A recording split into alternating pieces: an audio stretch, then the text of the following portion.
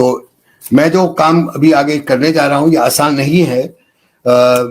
मैंने 1948 में जब पहला एक आयोग बना था विश्वविद्यालय की शिक्षा के लिए, डॉक्टर राधाकृष्णन आयोग से नाम से जाना जाता है, तब से लेकर अभी तक जितनी तमाम शिक्षा नीति के दस्तावेज पेश हुए हैं मैंने सबका अध्ययन किया है। लेकिन जितनी उलझी हुई भाषा में, चाहे वो कितनी लच्छेदार भाषा क्यों ना हो, पर जितनी उलझी हुई भाषा में, जनता को भ्रमित करने वाली भाषा में, ये 66 पेज का जो अभी दस्तावेज 29 जुलाई को स्वीकृत किया गया है केंद्रीय मंत्रिमंडल के द्वारा, जितना ये लिखा गया है ऐसी उलझी हुई भाषा में और भ्रमित करने की भाषा में, उतना कभी भी कोई भी शैक्षिक दस्तावेज नीति का नहीं लिखा गया। ये सबसे ज्यादा खतरनाक तरीके से लिखा गया है ताकि हम कुछ समझ ही नहीं पाए। इसकी कई खासियतें हैं। एक सफे पर कुछ कहेंगे तो अगले सफे में ठीक उल्टी बात कह देंगे। कई बार तो उसी पैराग्राफ में ही एक दूसरे के विरोधी दो वाक्य लिख देंगे और फिर आप अपना सिर खुजलते रहिए कि सरकार क्या कहना चाहती थी, क्या करना चाहती थी। इसको समझना ही अपने आप में बड़ी चुनौती हो जाती है। थोड़ा सा संक्षिप्त नजर इसके इतिहास पर। ये जो मसौदा अभी स्वीकृत हुआ है नीति का, ये छठा मसौदा है राष्ट्रीय शिक्षा नीति का जो ये सरकार लाई है। अपने पहले कार्यकाल में 2016 के अप्रैल में एक सुब्रमण्यम कमेटी की रिपोर्ट आई थी जो अजीबोगरीब कारण से, जिसकी वजह कोई नहीं समझ पाया आज तक, वो छिपा दी गई। वो एक कमेटी की रिपोर्ट थी। सुब्रमण्यम साहब केंद्र के कैबिनेट सेक्रेटरी यानी सबसे ऊंचे अफसर रह चुके थे, उनकी अध्यक्षता में बनी। वो उनकी रिपोर्ट क्यों छिपा दी गई ये कोई नहीं बता पाएगा जहां तक मुझे मालूम है। अंत में सुब्रमण्यम साहब ने लाचार होकर महीने 2 महीने की सिफारिश करके, अपील करके कि इसको जाली कर दीजिए, नहीं जब हुई तब उन्होंने खुद ही इसको सार्वजनिक कर दिया। उसके बाद कुछ महीनों के बाद जुलाई 2016 में मंत्रालय ने, जो मानव संसाधन विकास मंत्रालय है MHRD, उसने अपनी वेबसाइट पर यह कह के डाला कि कुछ विचार शिक्षा नीति के लिए सरकार की ओर से। वो कोई 43 पेज का दस्तावेज था और उसमें उन्होंने कहा कि देश भर के लोग अपने विचार दें। तो अखिल भारत शिक्षा अधिकार मंच ने कोई 50 पेज का एक बिल्कुल समूचा दस्तावेज वहां पे पेश किया उसकी आलोचना करते हुए। लेकिन उसकी मानना तो बहुत ही दूर की बात है, वो उनको मिल गया, इसकी पहुंच की स्वीकृति भी नहीं आई, हम ये भी नहीं बता पाएंगे, उनके वेबसाइट पर रख दिया था।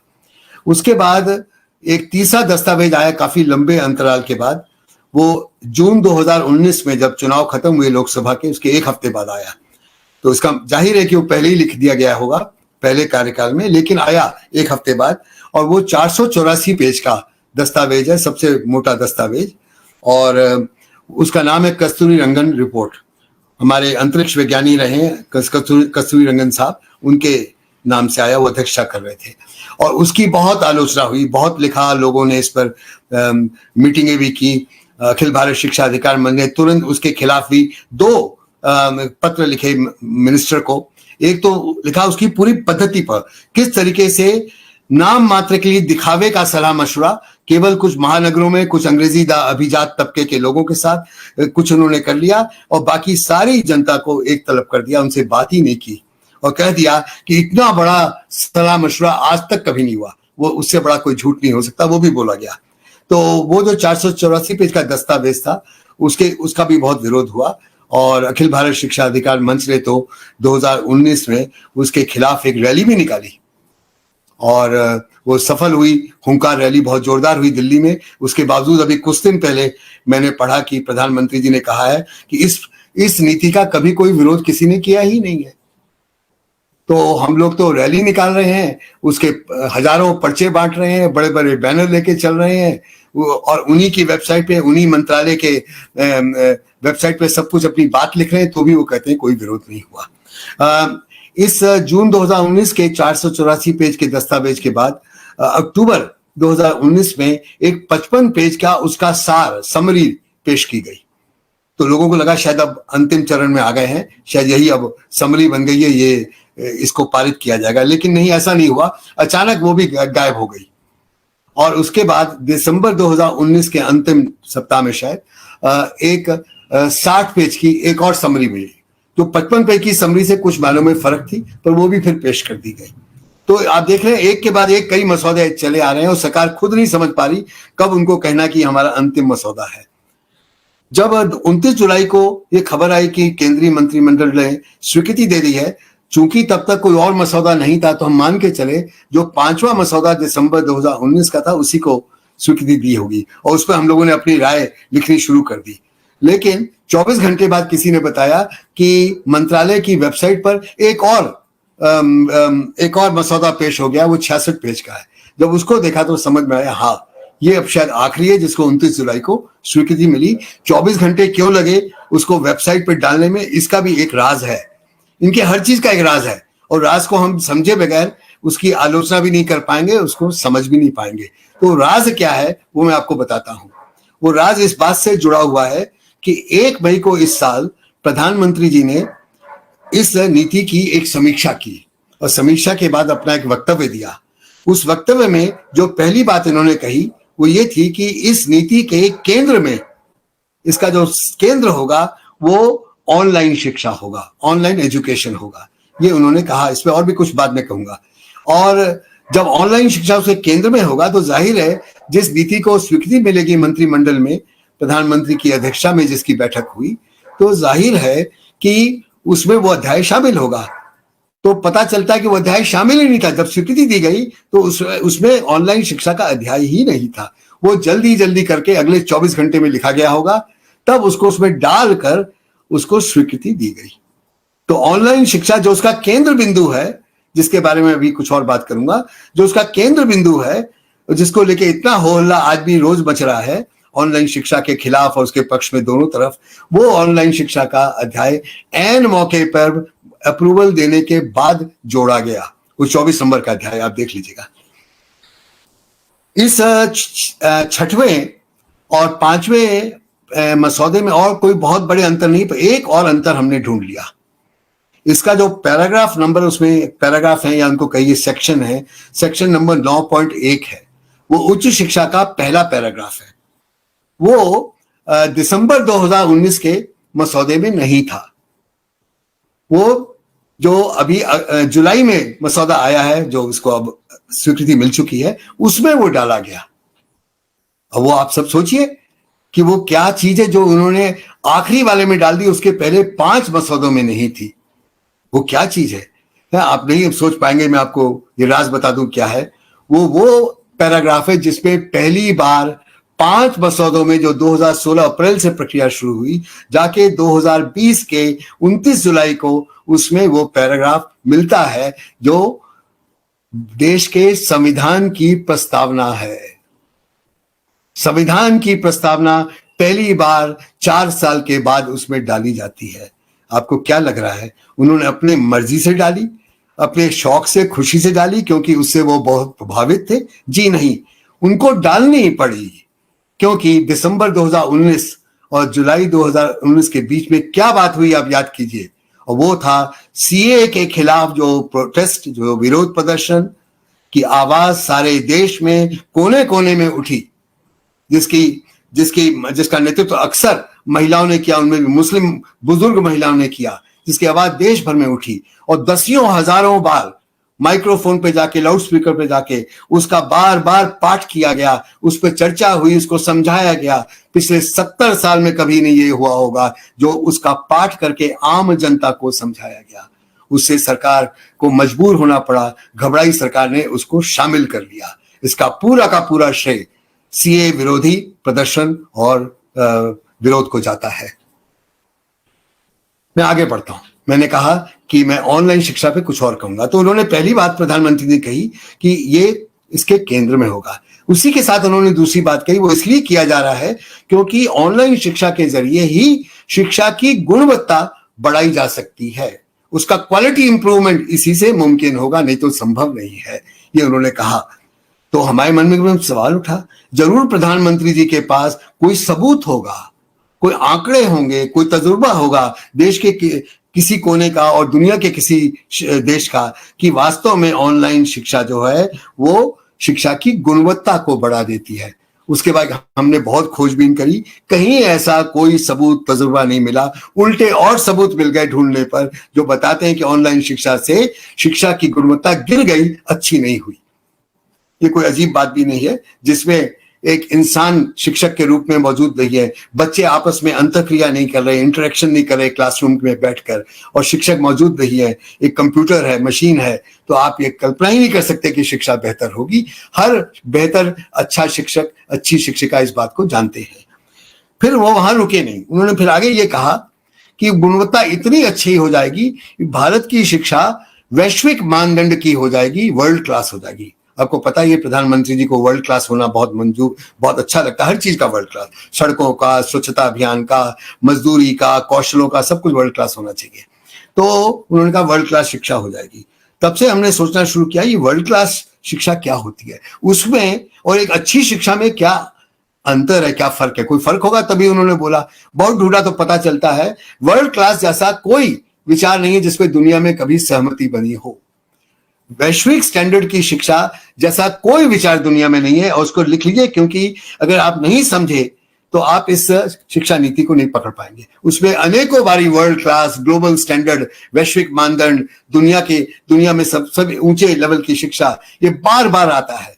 इसके बावजूद कि उसे बार बार कहा जाता है कि तक्षशिला सबसे ऊंचा संस्थान था, पर आज तक्षशिला को नहीं दिखता, उनको बार बार दिखता क्या है, वर्ल्ड क्लास, आज का वर्ल्ड क्लास। तो वैश्विक मानदंड क्या कोई है? जी नहीं है, कोई वैश्विक मानदंड नहीं है। उस ऐसे वैश्विक मानदंड कभी बनाने की कोशिश भी कोई नहीं करेगा, और ना ही अगर बना भी दिए किसी ताकतवर देश, अमेरिका ने मान ली बना दिए, ट्रंप साहब ने बनवा दिए कि हम बहुत ताकतवर राष्ट्रपति, जाते जाते यही कर जाए, तो उन्होंने बना भी दिए तो भी उस पर कोई वैश्विक स्तर की, दुनिया के लेवल की कोई सहमति नहीं बन पाएगी, क्योंकि दुनिया में इतनी विविधता है, हर देश की अपनी खासियतें हैं। और दुनिया की खासियतें छोड़िए, भारत में इतने राज्य और इतने यूनियन टेरिटरी हैं जिनके इतिहास अलग अलग हैं, इतनी विविधता है, उनके बीच में भी सहमति नहीं बन पाएगी कि इस देश का, हमारे देश का क्या कोई एक ही मानदंड होगा? नागालैंड के दूर के गांव का और मुंबई जैसे महानगर के बीच में क्या एक ही मानदंड बनेगा कि उसके भी कई अलग अलग मानदंड बनेंगे? और इस बात को हमें आत्मसात करना पड़ेगा। अभी जब आप आगे बढ़ेंगे और समझेंगे इसका महत्व, कि विविधता ही हमारे देश की बेहतरीन शिक्षा की बुनियाद है। आज विविधता बुनियाद नहीं है, आज विषमता, गैर बराबरी बुनियाद है, भेदभाव बुनियाद है। तो गैर बराबरी और भेदभाव जैसे बुनियादों को हटाकर जब हम विविधता को बुनियाद बनाएंगे, तो देश की शिक्षा वास्तव में आसमान छुएगी। वो दुनिया का मानदंड नहीं होगी, हमारे देश की शिक्षा हमारे देश में आसमान छुएगी। तो ये सब पृष्ठभूमि में है, जैसी वर्ल्ड क्लास जैसी कोई चीज नहीं है।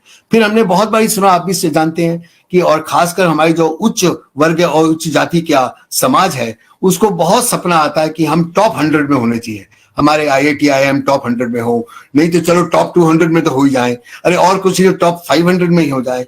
ये जो नशा है टॉप 100, टॉप 200 का, इस पर भी कुछ सवाल उठाने की जरूरत है कि ऑनलाइन शिक्षा वो भी सपना हमको दिखाती है कि आज आप टॉप 100 या 200 में नहीं होंगे, कल हो जाएंगे ऑनलाइन शिक्षा के जरिए।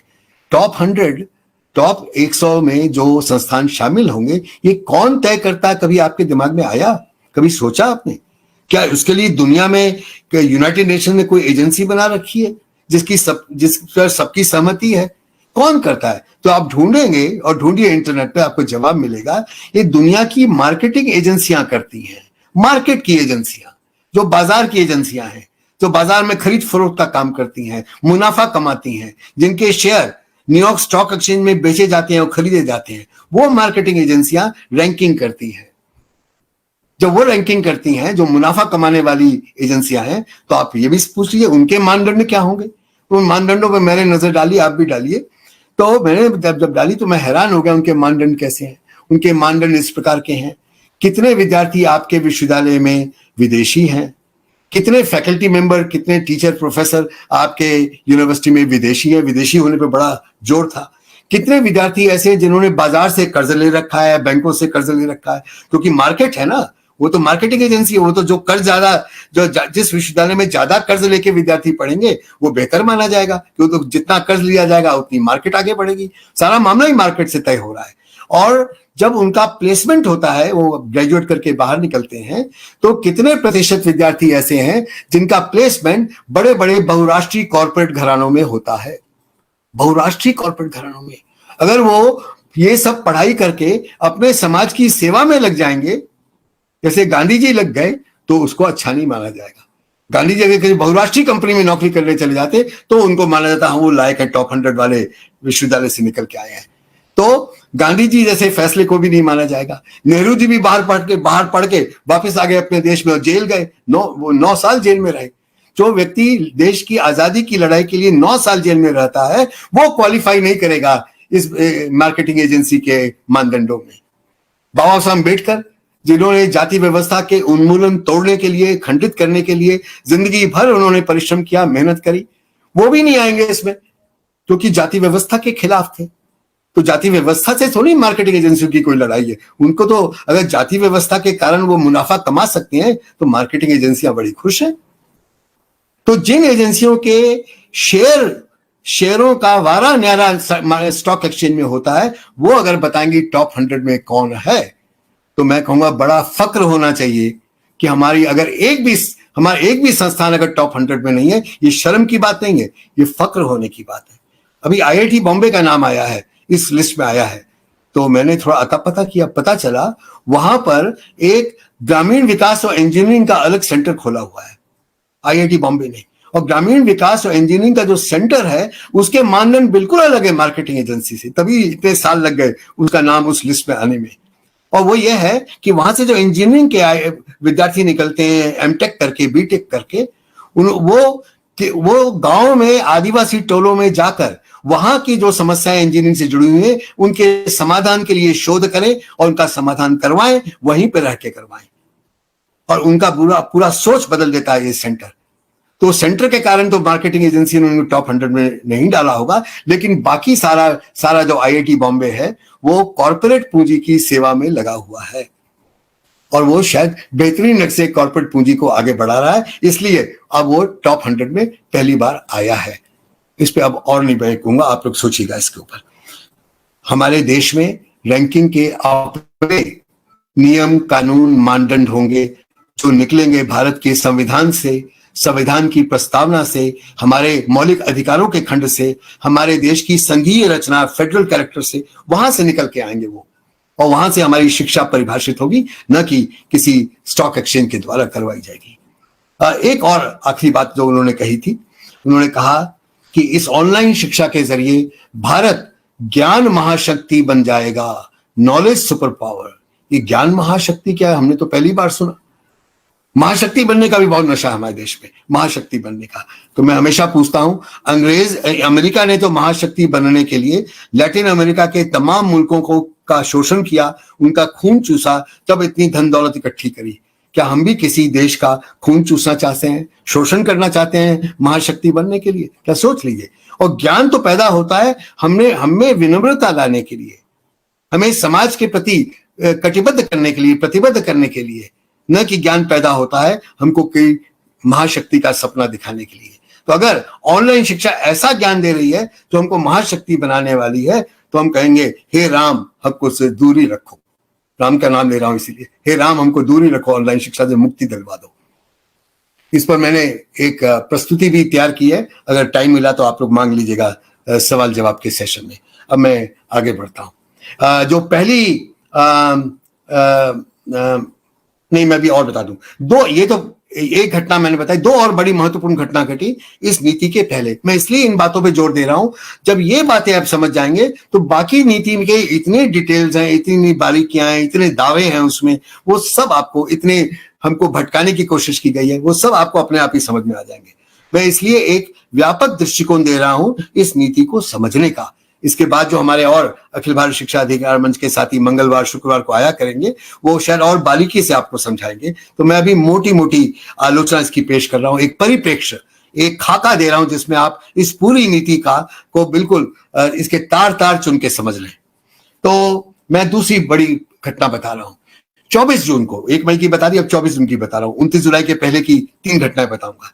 24 जून को भारत सरकार ने एक एग्रीमेंट पे दस्तखत किए। किसके साथ किए? विश्व बैंक के साथ। कि विश्व बैंक या वर्ल्ड बैंक क्या चीज है? विश्व बैंक या वर्ल्ड बैंक दुनिया का सबसे ताकतवर और सबसे बड़ा साहूकार है। इसके बाद बहुत ताकत है, बहुत पूंजी है।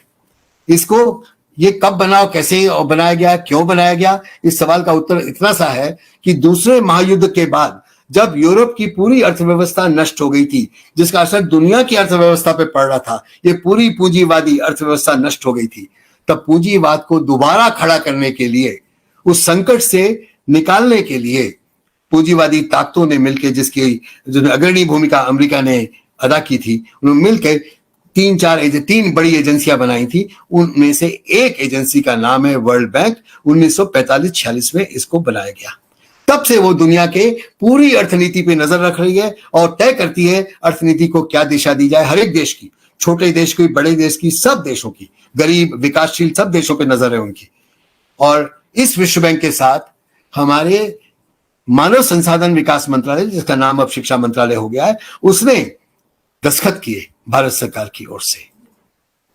क्यों किए, इसका जवाब देना इस कम समय में मुश्किल है, लेकिन ये जरूर बता दूं, ये तीसरी बारी आमंत्रित किया गया विश्व बैंक को भारत की स्कूली शिक्षा में दखलंदाजी करने के लिए। Third time World Bank was invited to intervene in India's school education. 2 बारी पहले बुलाया जा चुका है। 1993 से 2002, 10 साल तक तब इन्होंने हमारी प्राइमरी शिक्षा को बर्बाद किया, प्राथमिक शिक्षा को, पहली कक्षा से दूसरी कक्षा तक की। उसके बाद वो 2002 से लेके आज तक वो पहले जो सर्व शिक्षा अभियान कहलाता था SSA, जो अब समग्र शिक्षा अभियान कहलाता है, वो 2002 से अभी तक उसमें भागीदारी करते रहे हैं। और उसके जरिए उन्होंने पहली कक्षा से 8वीं कक्षा तक की जो शिक्षा है, जिसमें SSA काम करता है, उसको एक बहुपर्ती स्कूल व्यवस्था में तब्दील कर दिया। बहुपर्ती का क्या मतलब? मल्टी लेयर्ड स्कूल सिस्टम, यानी उसमें परतें ही परतें बिछी हुई हैं। सबसे घटिया स्कूलों से शुरू करते हुए सबसे ऊंची क्वालिटी के केंद्रीय विद्यालय, नवोदय विद्यालय, सरकारी स्कूल व्यवस्था में ही परतें बिछा दी गई हैं। मेरे ख्याल से समाज में जितनी परतें हैं उतनी परतें आपको हमारी सरकारी स्कूल व्यवस्था में और अब प्राइवेट स्कूल व्यवस्था में भी उतनी परतें मिलेंगी। ये सर्व शिक्षा अभियान में भारी योगदान है विश्व बैंक का, वो कर चुके हैं। जब 2 बारी हमारी शिक्षा व्यवस्था को वो बर्बाद कर चुके हैं, तो तीसरी बारी क्यों बुलाया गया और क्यों उनको आमंत्रित किया गया? इसका तो एक अजीबोगरीब जवाब है, क्योंकि उसके कुछ दिन पहले प्रधानमंत्री जी ने घोषणा कर दी थी, आत्मनिर्भर भारत बनेगा। तो आत्मनिर्भर भारत बनेगा तो फिर और मुश्किल हो गया समझना कि विश्व बैंक को क्यों बुलाया गया। जब आत्मनिर्भर हैं और अपने को विश्वगुरु भी मानते हैं, खुद ही मान लेते हैं कि वैसे किसी और ने ये उपाधि नहीं दी है, किसी और मुल्क ने नहीं दी, यूनाइटेड नेशंस में हमको ये उपाधि नहीं मिली, खुद ही अपने को उपाधि दे दी कि हम विश्वगुरु हैं। जब आप विश्वगुरु हैं, आत्मनिर्भर नहीं हैं, तो फिर अपने पहली से 12वीं कक्षा तक की शिक्षा को अच्छा बनाने के लिए आपको विश्व बैंक के ऊपर निर्भर होना पड़ा, वो भी एक ऐसी एजेंसी पे जो केवल कर्ज देती है और कर्ज वापस लेती है, अर्थव्यवस्थाओं पे काम करती है। वो शिक्षा की एजेंसी नहीं है।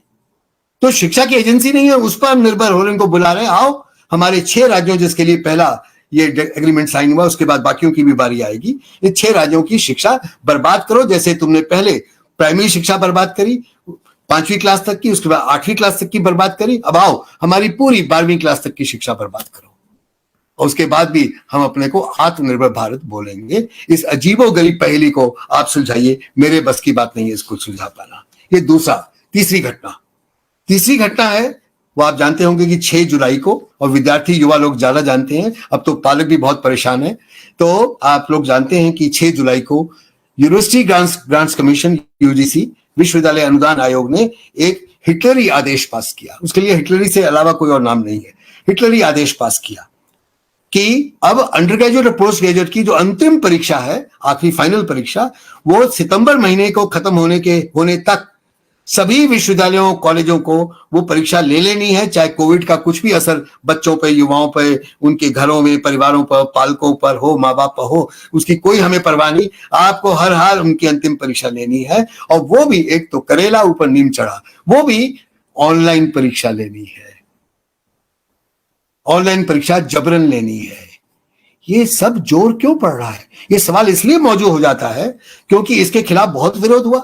युवाओं ने, विद्यार्थियों ने मिलकर, शिक्षकों ने मिलकर इसका विरोध किया। इसके पहले भी हो चुका था, अप्रैल मई के जमाने में भी, जब लॉकडाउन के बाद ऑनलाइन क्लासों पे बहुत जोर दिया जा रहा था, तो भी हुआ था विरोध। अब जब ये आदेश आया हिटलरी, तो भी इसका भी विरोध हुआ, लेकिन यूजीसी टस से मस नहीं हुआ। जो विडंबना है वो ये है कि उसके पहले महीने, जून के महीने में, कोई 3-4 हफ्ते पहले, यूजीसी ने स्वयं ये नोटिफिकेशन निकाला था कि जिन राज्य सरकारों ने फैसला किया है वो कि हम परीक्षाएं नहीं लेंगे, ऐसी कोई 8 राज्य सरकारें थी, वो जो परीक्षा नहीं लेंगे, या किसी विश्वविद्यालय ने फैसला किया है कि वो परीक्षा, अभी अंतिम परीक्षा नहीं लेंगे, वो रुकेंगे, जब कोर्स पूरा होगा तब लेंगे, उन सबको खुली छूट है, वो अपने ढंग से तय करें कि परीक्षा लेनी है नहीं लेनी, लेनी है तो किस ढंग से लेनी है। ये उन्होंने सभी विश्वविद्यालयों के लिए नोटिफिकेशन निकाल दिया, देश के 800 विश्वविद्यालय, 40,000 कॉलेजों के लिए। वही यूजीसी कुछ हफ्तों के बाद ठीक उल्टा काम करता है। क्यों? इसका जवाब आपको मिलेगा अगर आप ये जवाब पूछेंगे कि 1 मई को प्रधानमंत्री जी ने इस ऑनलाइन एजुकेशन को भारत की आने वाली शिक्षा नीति का केंद्र क्यों बना दिया। जैसे ही उन्होंने घोषणा की केंद्र बनाने की, उसके कुछ दिनों के बाद एक खबर आती है कि गूगल, जो इतनी मशहूर कंपनी आप सब जानते हैं, गूगल के सीईओ मालिक ने कुछ बिलियन डॉलर भारत की अर्थव्यवस्था में डालने के लिए एक नया समझौता मुकेश अंबानी की रिलायंस कंपनी के साथ किया। जैसे ही उनको पता चला, प्रधानमंत्री ने कहा है कि अब यहां पर एक नया धंधा खुलने वाला है, धंधे का नाम होगा ऑनलाइन एजुकेशन, तो उसमें उनका काम है, उनको मालूम है कि उनका खूब डेटा बिकेगा। जैसे जैसे विद्यार्थियों को ऑनलाइन क्लासेस शुरू की जाएंगी, शिक्षकों के अध्यापक शिक्षण के कोर्स भी ऑनलाइन होंगे, तो बहुत धंधा उनका होगा। तो तुरंत उन्होंने उसकी नींव रख दी, बीज रोप दिया कि चलो कुछ बिलियन डॉलर डाल दो रिलायंस में, उनके साथ एग्रीमेंट कर लो। और उसके कुछ और 2-3 हफ्तों के बाद एक अंतरराष्ट्रीय मार्केटिंग एजेंसी की रिपोर्ट मेरी नजर में आ गई इंटरनेट पे, जिसको ध्यान से पढ़ा तो वो कह रहे हैं आने वाले 4 सालों में ये अनुमान लगा लिया गया है कि भारत में ऑनलाइन शिक्षा का व्यापार $15 बिलियन हो जाएगा, यानी 1500 करोड़ डॉलर के बराबर होगा। अगर रुपयों में बदलें तो 1 लाख करोड़ रुपए के बराबर होगा 4 सालों में, नया धंधा। तो सारा मामला तो ये है, यूजीसी अपने नोटिफिकेशन को 1 महीने बाद बदलता है, और जो खुली छूट दी थी राज्य सरकारों को, उसको बदल के अब सभी राज्य सरकारों, सभी विश्वविद्यालयों पर एक हिटलरी आदेश देता कि तुमको ऑनलाइन परीक्षा लेनी ही है, हर हाल लेनी है, क्योंकि और कुछ बिलियन डॉलर का धंधा यूजीसी पैदा करवाएगी। उसमें चाहे कितना ही नुकसान हमारे युवाओं का, विद्यार्थियों का क्यों ना हो जाए, उससे अब कोई परवाह नहीं है। उनको तो धंधा आगे बढ़ाना है बहुराष्ट्रीय कंपनियों का। मैं इस बात को पीछे छोड़ता हूं, आगे बढ़ता हूं। इसमें जो आगे बढ़ने की बात यह है, यूजीसी ने ये जो आदेश दिया, ये क्या संविधान सम्मत है? Is it according to the character and principles of India's constitution? ठीक उल्टा है। खुलकर इस धंधे को लाने के लिए, देश में बिलियन डॉलर के धंधे को लाने के लिए इस यूजीसी ने न केवल शिक्षा के सिद्धांत तोड़े, संविधान का भी उल्लंघन किया। पहला अनुच्छेद आर्टिकल भारत का के संविधान का उसका उप अनुच्छेद 1 क्या कहता है? भारत अर्थात इंडिया राज्यों का संघ होगा। अंग्रेजी में, India that is Bharat shall be union of states. ये जो राज्य हैं देश के, कोई 35 के करीब राज्य और यूनियन टेरिटरीज हैं, ये जो हमारे राज्य और यूनियन टेरिटरी हैं, ये विभिन्न इतिहासों को लेकर आए हैं। इनके इतिहास फर्क हैं, इनकी भाषाएं फर्क हैं, इनके जो प्राचीन इनके ग्रंथ हैं, इनके जो प्राचीन तंत्र हैं, वो सब फर्क हैं। आज का रहन सहन, इनके खान पान, इनके उत्पादन की शैलियां, इनके कपड़े जो बनते हैं वो अलग अलग ढंग के हैं। इनका सारा जीवन विविधता मूलक है। जो कुछ मेघालय में होता है वो पंजाब में नहीं होता, जो पंजाब में होता है वो तमिलनाडु में नहीं होता, जो तमिलनाडु में होता है वो शायद बिल्कुल के नजदीक केरल में भी नहीं होता है। इतने विविधता मूलक मुल्क में, इतने विविधता मूलक मुल्क में आप जब कहते हैं कि एक ऑनलाइन परीक्षा सब जगह लागू की जाएगी, ये जबरन लागू की जाएगी, और ऑनलाइन शिक्षा भी क्या होगी?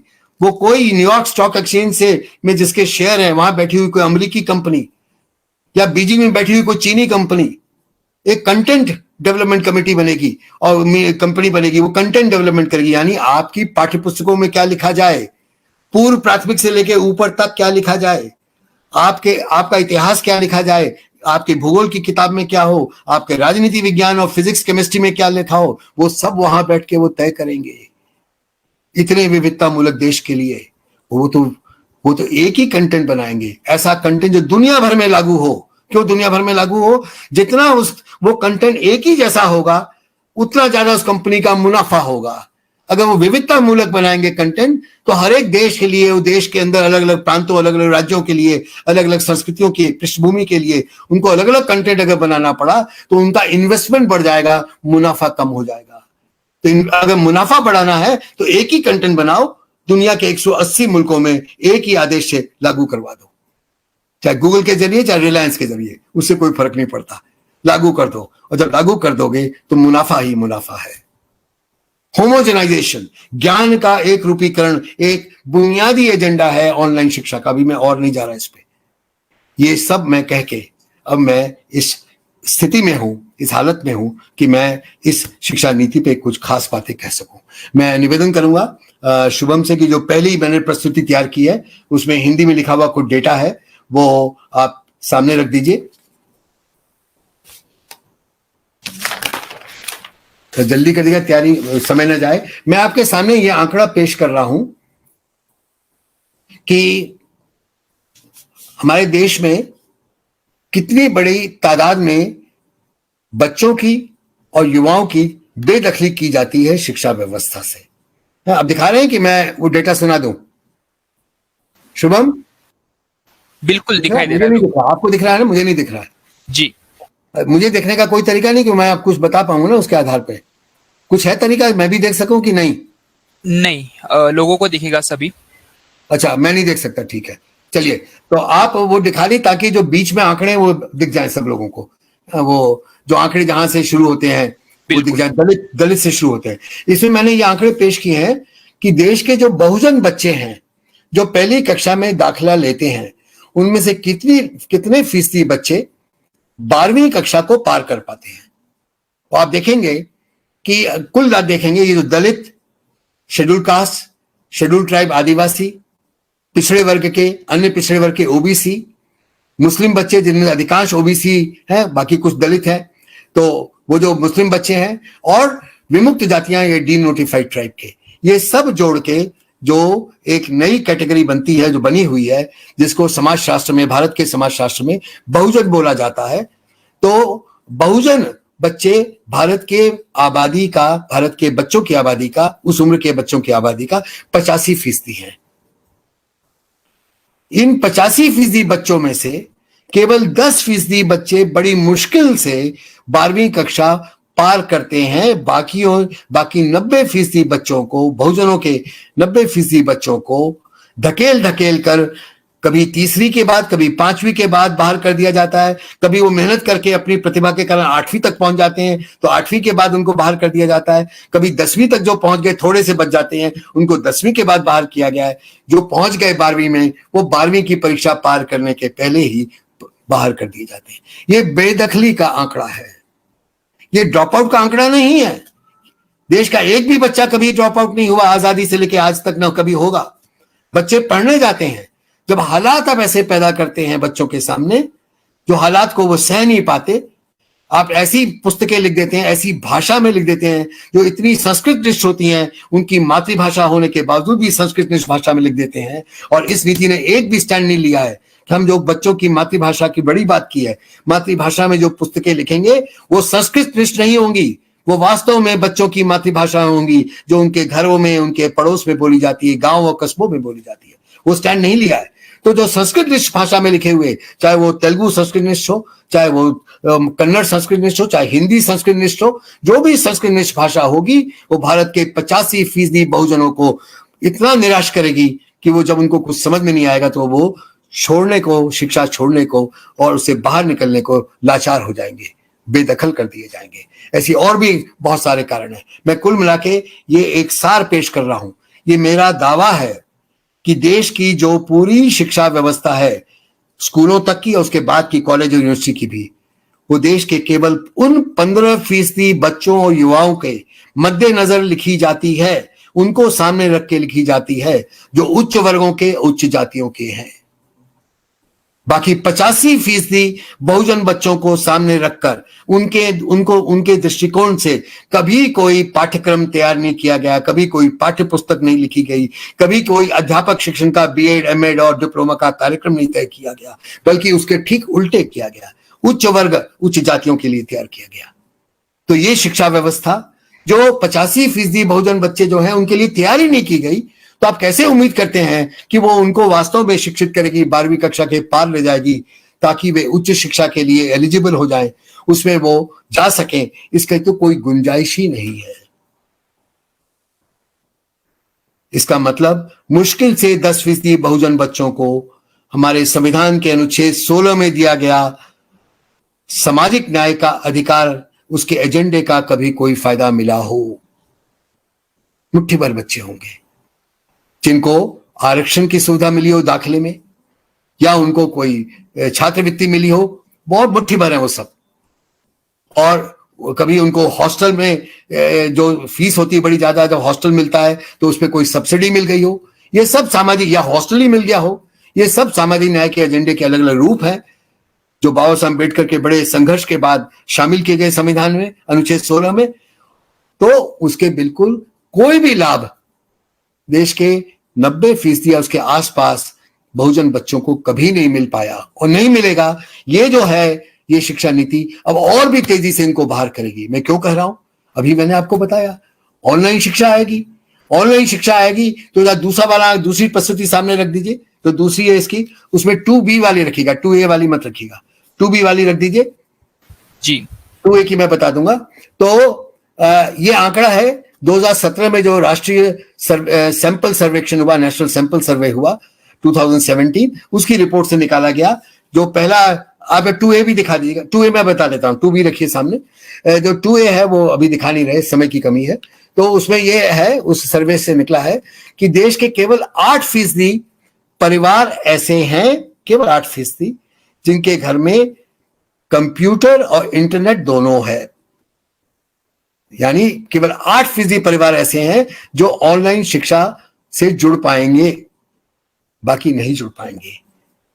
ये आंकड़ा ऐसे मत समझिए कि वास्तव में 8% के पास तो है, चलो, क्योंकि वो सर्वेक्षण खुद ही कहता है कि हम जब होते हैं कि इनके पास उपलब्ध है कंप्यूटर और इंटरनेट, उसका ये मतलब नहीं उनके घर में है।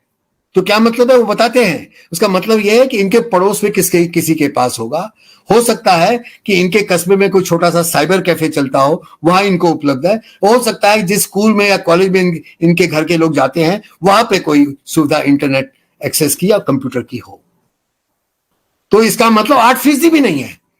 जो 2B है, अगर आप देखेंगे, अगर दिखाया जा रहा है आपको, वो मैं मध्य प्रदेश का हूं तो मध्य प्रदेश का डेटा मैंने इकट्ठा किया उसी रिपोर्ट से, 2017 की रिपोर्ट से। तो पता चलता है उस रिपोर्ट से कि केवल 2.7% ऐसे परिवार हैं जिनके पास कंप्यूटर है मध्य प्रदेश में। महाराष्ट्र की हालत थोड़ी बेहतर होगी, ज्यादा नहीं होगी। बिहार की हालत हमारे जैसी ही होगी, वो आप समझ लीजिए। उत्तराखंड की हालत भी हमारे जैसी ही होगी।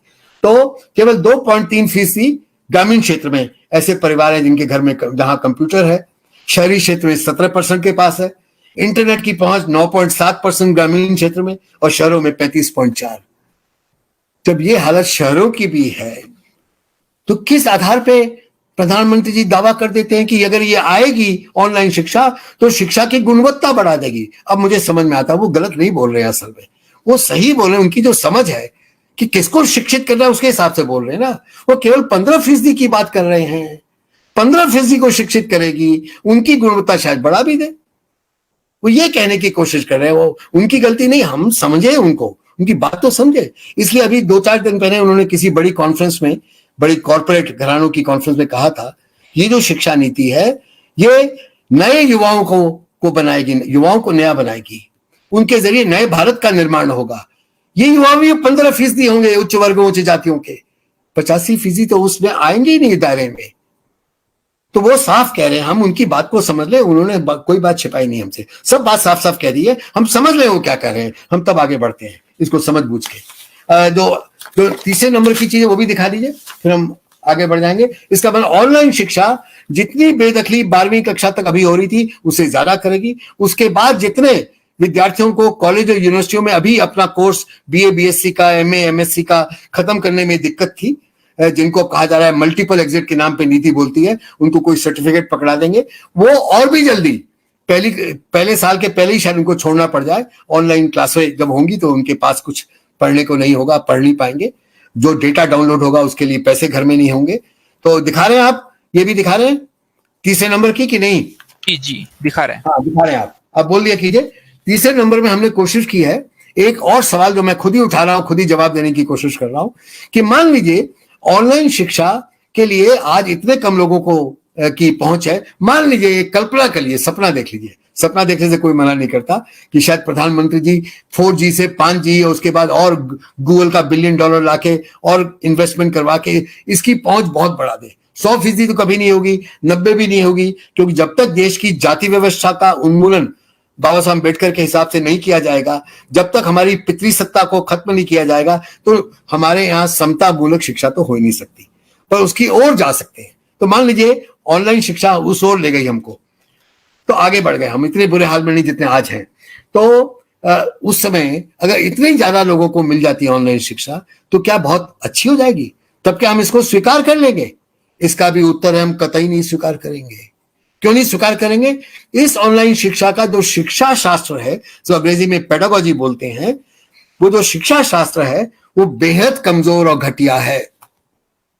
उसके ऊपर कुछ वाक्य, कुछ छोटे छोटे पैराग्राफ आपको दिखा रहे होंगे, वो हिंदी में लिखे हुए हैं, वो अंग्रेजी से अनुवाद किया है हमारे ये जो अखिल भारत शिक्षा अधिकार मंच ऑल इंडिया फोरम की जो ऑनलाइन शिक्षा के ऊपर रिपोर्ट अभी 3-4 दिन पहले ही हमारे ऑर्गेनाइजिंग सेक्रेटरी ने उसको रिलीज किया है, और वो अंग्रेजी में है, पर उसके इन पैराग्राफ का मैंने आप लोगों को दिखाने के लिए हिंदी में तर्जुमा किया है खुद ही, तो उसको आप पूरा पढ़ते रहिए, मैं उसके कुछ बातें बता देता हूं।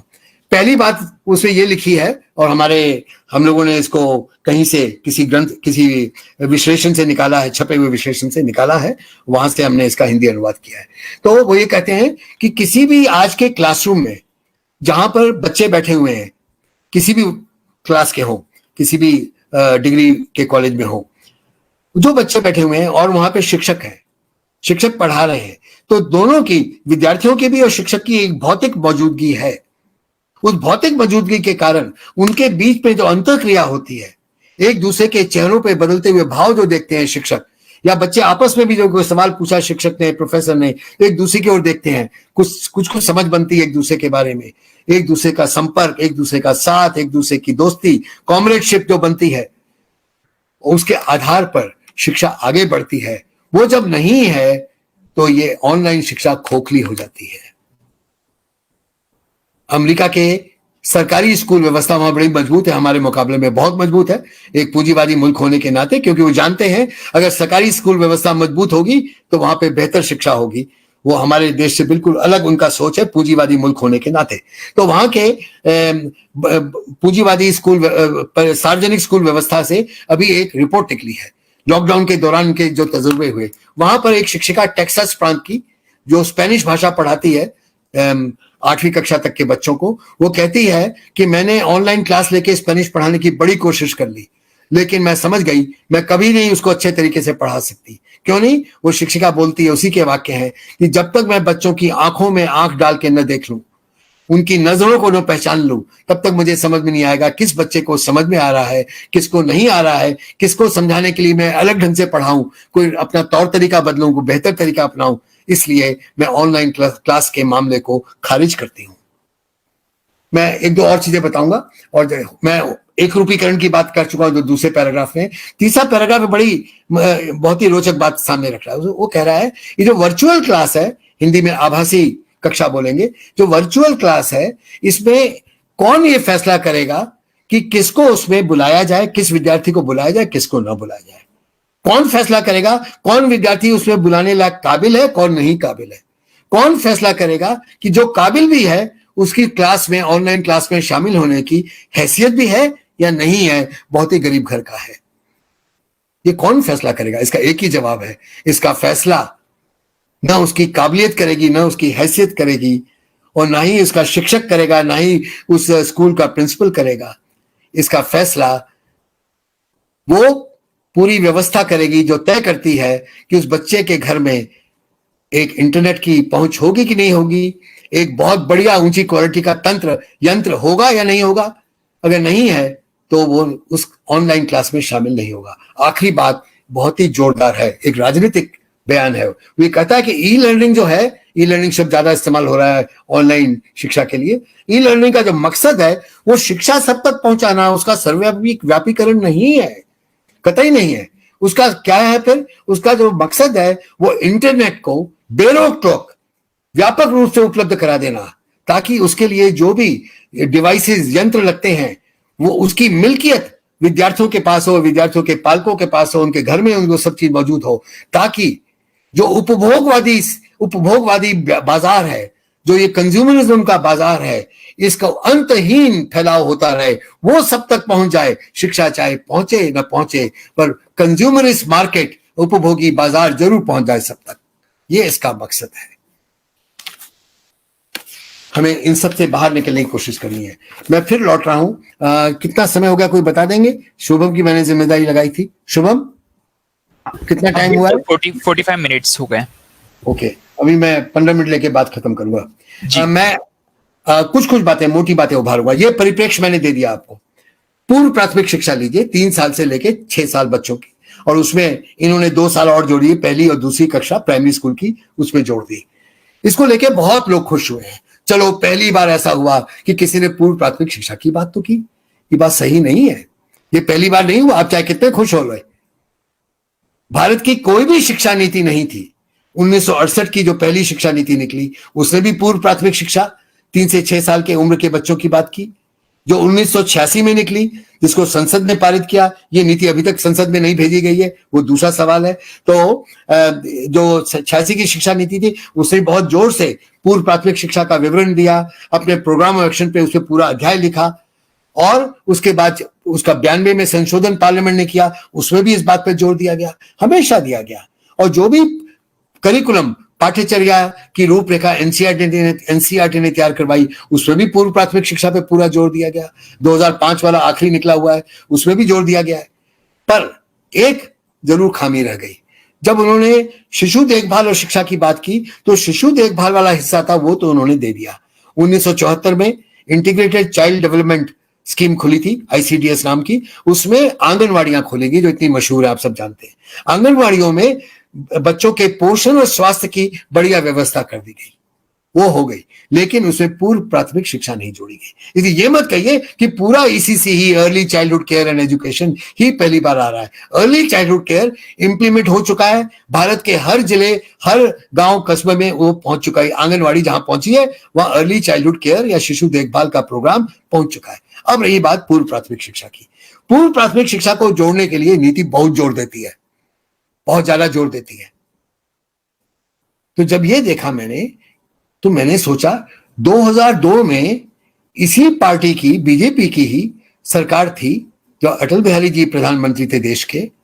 तो 2002 में इसी पार्टी की सरकार ने एक 86वां संविधान संशोधन करवाया था, जिसके जरिए पूर्व प्राथमिक शिक्षा का और शिशु देखभाल का 3 से 6 साल के बच्चों को जो अधिकार भारत के संविधान में मौलिक अधिकार का दर्जा सुप्रीम कोर्ट के एक फैसले से पा चुका था, जिस फैसले का नाम है मोहिनी जैन 1992, उसके बाद फिर उन्नी कृष्णन 1993, जो मिल चुका था मौलिक अधिकार, उसको 86वां संविधान संशोधन करवा के एनडीए एक सरकार ने छीन लिया, बच्चों से छीन लिया, 17 करोड़ बच्चों से छीन लिया।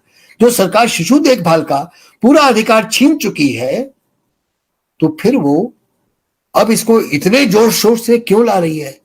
जरूर कुछ मसला होगा, ऐसे नहीं ला रही है। तो मैंने मेरे शीर्षक में लिखा हुआ ना, रीडिंग बिटवीन द लाइंस, मैं उसी और इतनी 3 कहानी आपको सुना चुका हूं, ऑनलाइन शिक्षा की, विश्व बैंक की, यूजीसी की भी सुना चुका हूं, कि हम रीडिंग बिटवीन द लाइंस सीखे, 2 लाइनों के बीच में क्या लिखा है। उसका एक बड़ा सटीक उदाहरण अब मैं ईसीसी से देने जा रहा हूं। अगर हमको समझना है कि वास्तव में आरएसएस के द्वारा समर्थित बीजेपी सरकार का मकसद क्या है, इतना जोर शोर से कहने के लिए, तो इसका जवाब ढूंढना है तो इस नीति की भूमिका पढ़िए। जरा 5 सफ़े पीछे जाइए, 5वें पेज पे इन्होंने शिशु देखभाल की बात की है। 5 सफ़े पीछे जाके भूमिका, इंट्रोडक्शन पढ़िए, तो आपको उस पहले या दूसरे सफ़े पर आपको ये बात मिलेगी, दूसरे सफ़े पर मिलेगी, अंग्रेजी में, हिंदी में मैंने अभी देखा नहीं है उसको। तो आपको मिलेगी बात कि प्राचीन भारतीय संस्कृति और प्राचीन भारतीय ज्ञान कितना समृद्ध था। तो कोई दो राय नहीं, आप बता रहे हैं तो बताइए। उन्होंने बताया तो जितने उस समय के प्रकांड पंडितों के जो नाम लिखे वो भी पढ़े, जितने मशहूर ग्रंथ उस समय लिखे गए उनको भी पढ़ लिया, उनके बाद जिक्र लिख लिया। जब सब देख लिया तो मैंने सोचा इसके बाद कुछ और भी होगा, पर वो तो लिस्ट खत्म हो गई। लिस्ट खत्म हो गई तो मन में सवाल उठा, क्या कारण है? इन्होंने जितने प्रकांड पंडितों का नाम लिया है, जितने ग्रंथों की सूची बना के दी है, जितने रेफरेंस दिए हैं, वो सब उस ज्ञान परंपरा, उन विद्वानों के हैं जो एक खास परंपरा से निकल कर आए थे, और उस परंपरा का नाम है ब्राह्मणी परंपरा। जो गैर ब्राह्मणी या अब्राह्मणी परंपरा थी, नॉन ब्राह्मणिकल जो थी, जो ब्राह्मणिकल नहीं थी, जो नॉन ब्राह्मणिकल थी, वो भी उतनी ही समृद्ध थी। दोनों के बीच में खूब संवाद था, दोनों के बीच में बहुत डिबेट भी थी, बहस भी थी, वो सब था उस समय। और उसके बड़े नामों में हम कुछ सोचे तो गौतम बुद्ध है। बुद्ध ने वो सारी मशहूर बात कही थी कि किसी बात को, किसी की बात को, चाहे वो कितना ही ताकतवर व्यक्ति क्यों ना हो, कभी सच मत मानो, सत्य मत मानो, जब तक कि उसे सवाल पूछ के, उसको अपनी कसौटी पे उसकी जांच पड़ताल करके, परख कर उसको जांच न लो, तब तक उसको स्वीकारना मत कभी। जैसे ये रास्ते बताए, एक हमको नया शिक्षा शास्त्र दिया ज्ञान को प्राप्त करने का, ज्ञान की पड़ताल करने का। महावीर ने भी इसी तरीके की बातें की। दोनों ने, बुद्ध और महावीर ने, पाली भाषा में जाति व्यवस्था को जोरदार चुनौती दी, उतनी जोरदार चुनौती पितृसत्ता को दी। To the challenge the caste system as well as patriarchy. दोनों को चुनौती दी, दोनों ने।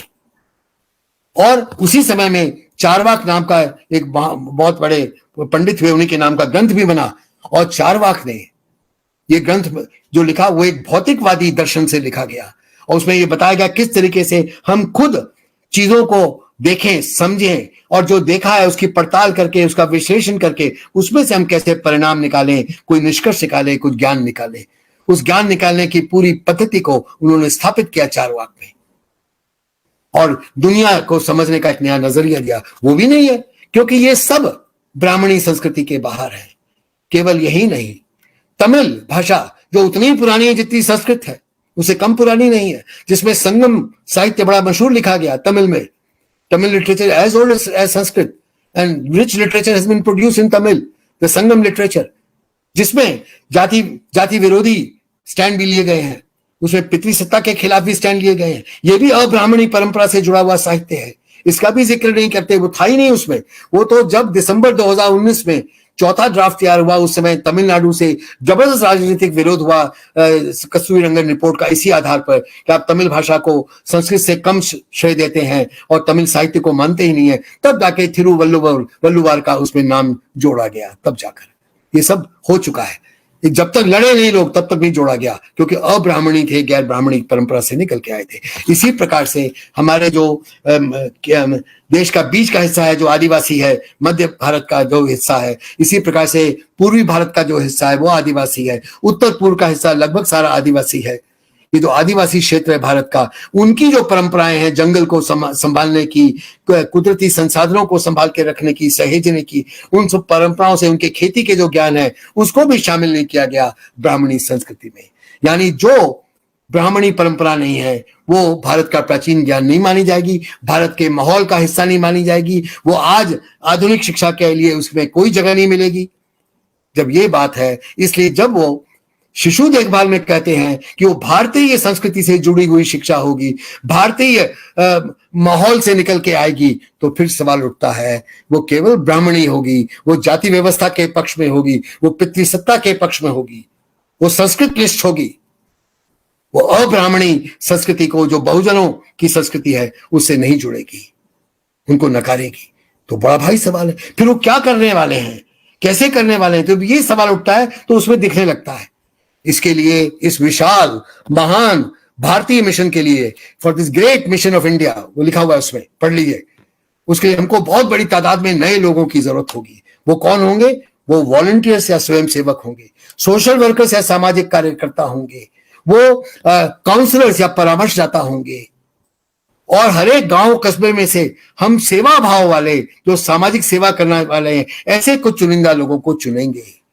फिर ये देखते हैं, ये जो चीजें बार बार आती है, आगे चल के वो जब स्कूली शिक्षा की बात करते हैं तो वहां पे जिक्र करते हैं कि ये जो स्कूल होंगे ये स्कूल कॉम्प्लेक्स में बदल लिए जाएंगे, यानी ब्लॉक हेडक्वार्टर पर, तालुका हेडक्वार्टर पर बहुत ही शानदार सारी सुख सुविधाओं से, सारी पढ़ाई लिखाई की सुविधाओं से जुड़ी हुई, जो वास्तव में अच्छी होंगी, ऐसी सब सुविधाओं वाले, ऐसे शिक्षक वाले बहुत बढ़िया क्वालिटी के स्कूल खोल दिए जाएंगे ब्लॉक हेडक्वार्टर पर, डिस्ट्रिक्ट हेडक्वार्टर पर, ऐसी जगह उनको स्कूल कॉम्प्लेक्स बोला जाएगा। ये भी कहा। फिर कहा गया उनके 20-25 किलोमीटर में, उस पूरे ब्लॉक या पूरे जिले में, तालुका में, जो दूर दराज के गांवों में, आदिवासी टोलों में, दलित बस्तियों में जो स्कूल खुले होंगे, ऐसे 14 लाख स्कूल खुले हुए हमारे देश में, तो जो स्कूल खुले हुए सरकारी स्कूल, उनके साथ स्कूल कॉम्प्लेक्स का कनेक्शन कैसे होगा? ये कनेक्शन करना बहुत जरूरी है। तो उसके लिए क्या होगा? उसके लिए हमको फिर वही चाहिए, वही हमको स्वयंसेवक, सामाजिक कार्यकर्ता, काउंसलर, परामर्शदाता और हर गांव कस्बे से चुने हुए चुनिंदा लोग जो समाज सेवी हैं, सेवा भाव के लोग हैं। ये कई बार आया। 12वीं कक्षा तक अलग अलग बहानों से ड्रॉप आउट बच्चों को वापस स्कूल में ले जाने के लिए सब जगह यही लोग चाहिए। तो जाहिर है कि मन में सवाल उठता है, ये क्यों कहा जा रहा है बार बार? आज तक तो कभी स्कूली व्यवस्था में बाहर से कोई लोगों को लाने की बात नहीं की। इनको कैसा काम दिया जाएगा? ये सब सवाल उठे। फिर समझ में आता है, ये जवाब है, भूमिका में दिया है, ब्राह्मणी परंपराओं को, ब्राह्मणी ज्ञान परंपराओं को, ब्राह्मणी सांस्कृतिक परंपराओं, सामाजिक परंपराओं को इन छोटे छोटे बच्चों के नाजुक दिमाग में, संवेदनशील दिमाग में, उनके अर्ध चेतन में डालने का इससे अच्छा मौका कहां मिलेगा? जब हमने वो रिपोर्टें देखी, आरएसएस से जुड़े हुए ऐसे कई संगठन है जो शिक्षा पर पिछले 40-45 साल से काम कर रहे हैं, उनके दस्तावेज मैंने जब पढ़े तो पता चला उसमें तो कब से वो लोग लिख रहे हैं, अगर हिंदू राष्ट्र बनाना है तो सबसे बेहतर तरीका यह है कि 3 से 6 साल के बच्चों के अंतर मन में, अर्ध चेतन में ये सारे मिथक हिंदू राष्ट्र के, सारे उसके जाति व्यवस्था, पितृसत्ता के दुराग्रह, पूर्वाग्रह और उनके सारे अंधविश्वास उसी समय डाल दो, तो वो ताउम्र टिके रहेंगे। जो चीज अर्ध चेतन में चली गई वो फिर उस इंसान के बड़े होने पर भी उसके साथ रहेगी, और तब ये लोग एक मजबूत, वो पीढ़ी जो बनेगी वो मजबूत नींव देगी हिंदू राष्ट्र को बनाने की। इनका पैसा कहां से आएगा ये भी समझ में नहीं आ रहा था। ये तो बाहर से आएंगे ना, ये तो रेगुलर आंगनबाड़ी वर्कर्स भी नहीं है, ये कोई ट्रेन टीचर भी नहीं है, ये इनका पैसा कहां से आएगा? इनको कहां से, इनको कुछ भी दिया जाएगा, स्टाइपेंड, इमोल्यूमेंट जो भी दिया जाएगा? इसका तब मिलता है जवाब, एक और तरीका बता रहा हूं नीति को समझने का, जब इसका पैसों का हिसाब किताब देखा, जो सबसे अंतिम हिस्से में दिया हुआ है। वहां लिखा हुआ है कि अभी तक, बहुत दुख की बात है कि अभी तक, आज तक केवल हमारे सकल राष्ट्रीय उत्पाद या जीडीपी का 3% खर्च किया जाता है। हम इसको बढ़ाएंगे, हम इसको 6% कर देंगे।